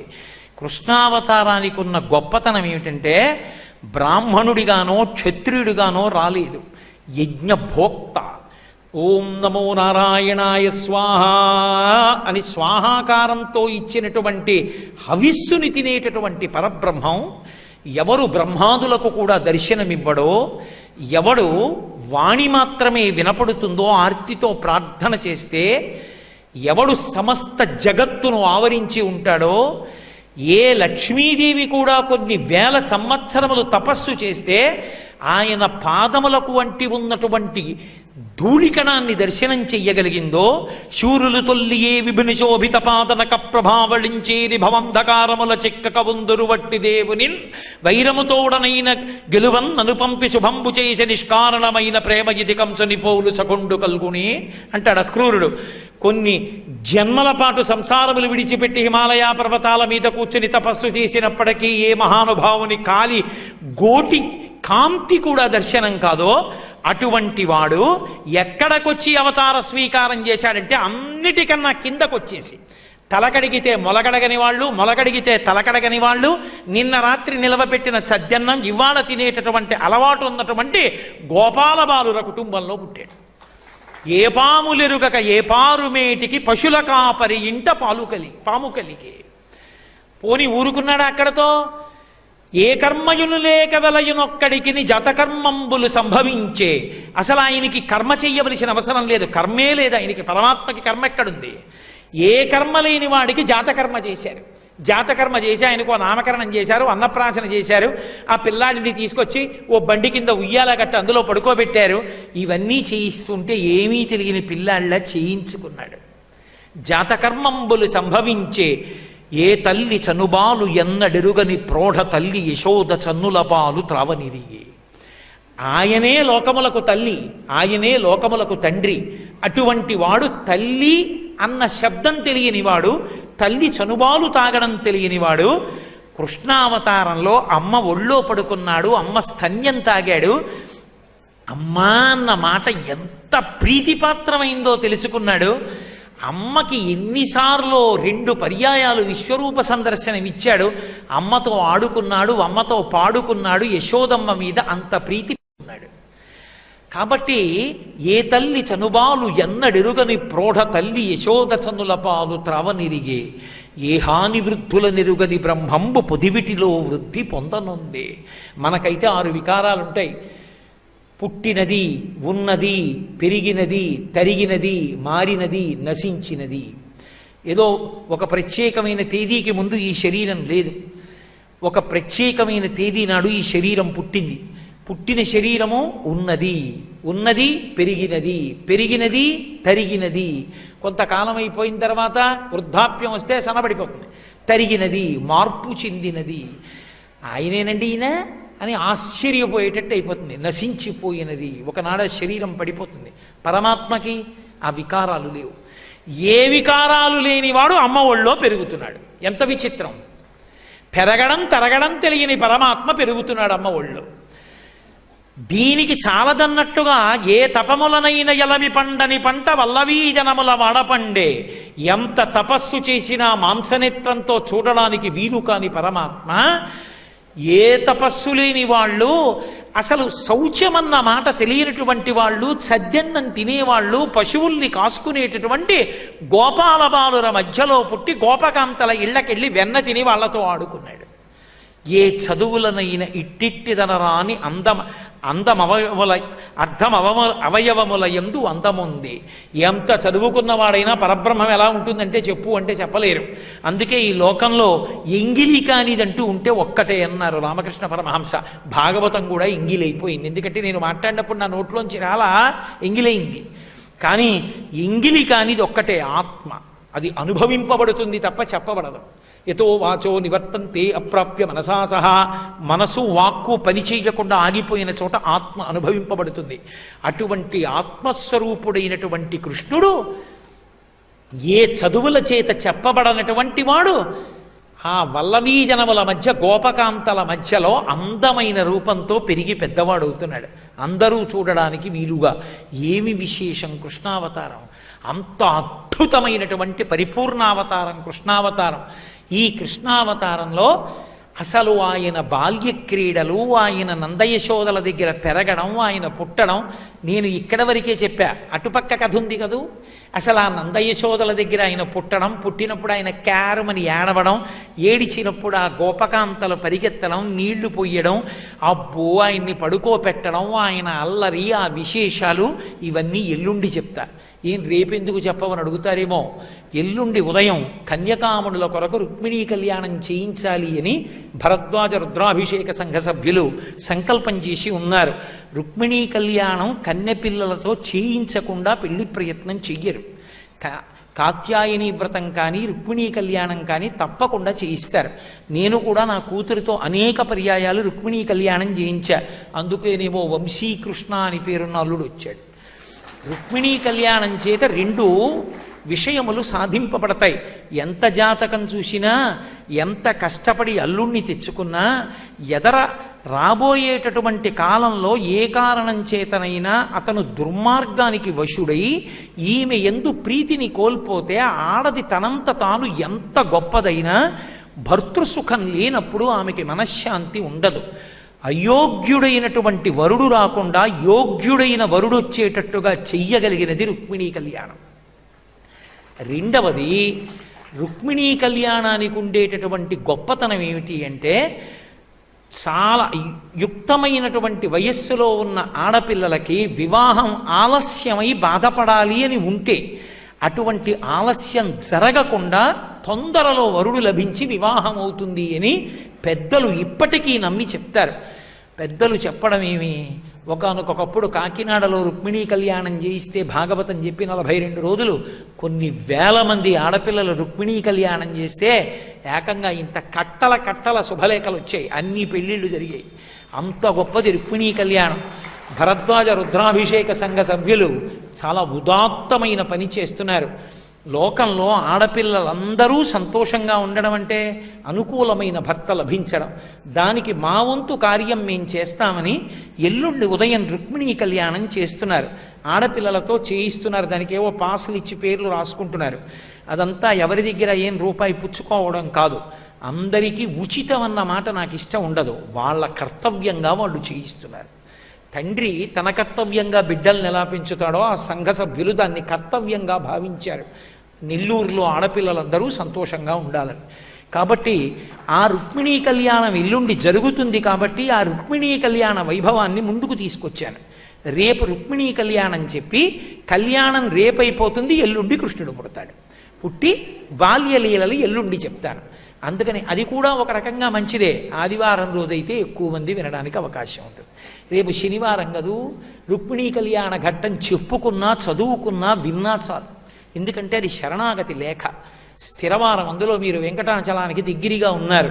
అటువంటి చోట రుక్మిణీ కళ్యాణ ఘట్టం వినడం కన్నా ప్రదోష వేళలో పుణ్యం ఏముంటుంది. అందుకే రేపు రుక్మిణీ కళ్యాణం చెప్పి ఎల్లుండి కృష్ణలీలల గురించి మాట్లాడతాను. మళ్ళీ రేపు సాయంకాలం తిరిగి 6:30 కలుసుకుందాం. మంగళాచాసనపరై మదాచార్య పురోగమై సర్వైశ్చ పూర్వైరాచార్యై సత్కృతాయాస్తు మంగళం. మంగళం కోసలేంద్రాయ మహనీయ గుణాత్మనే చక్రవర్తి తనూజా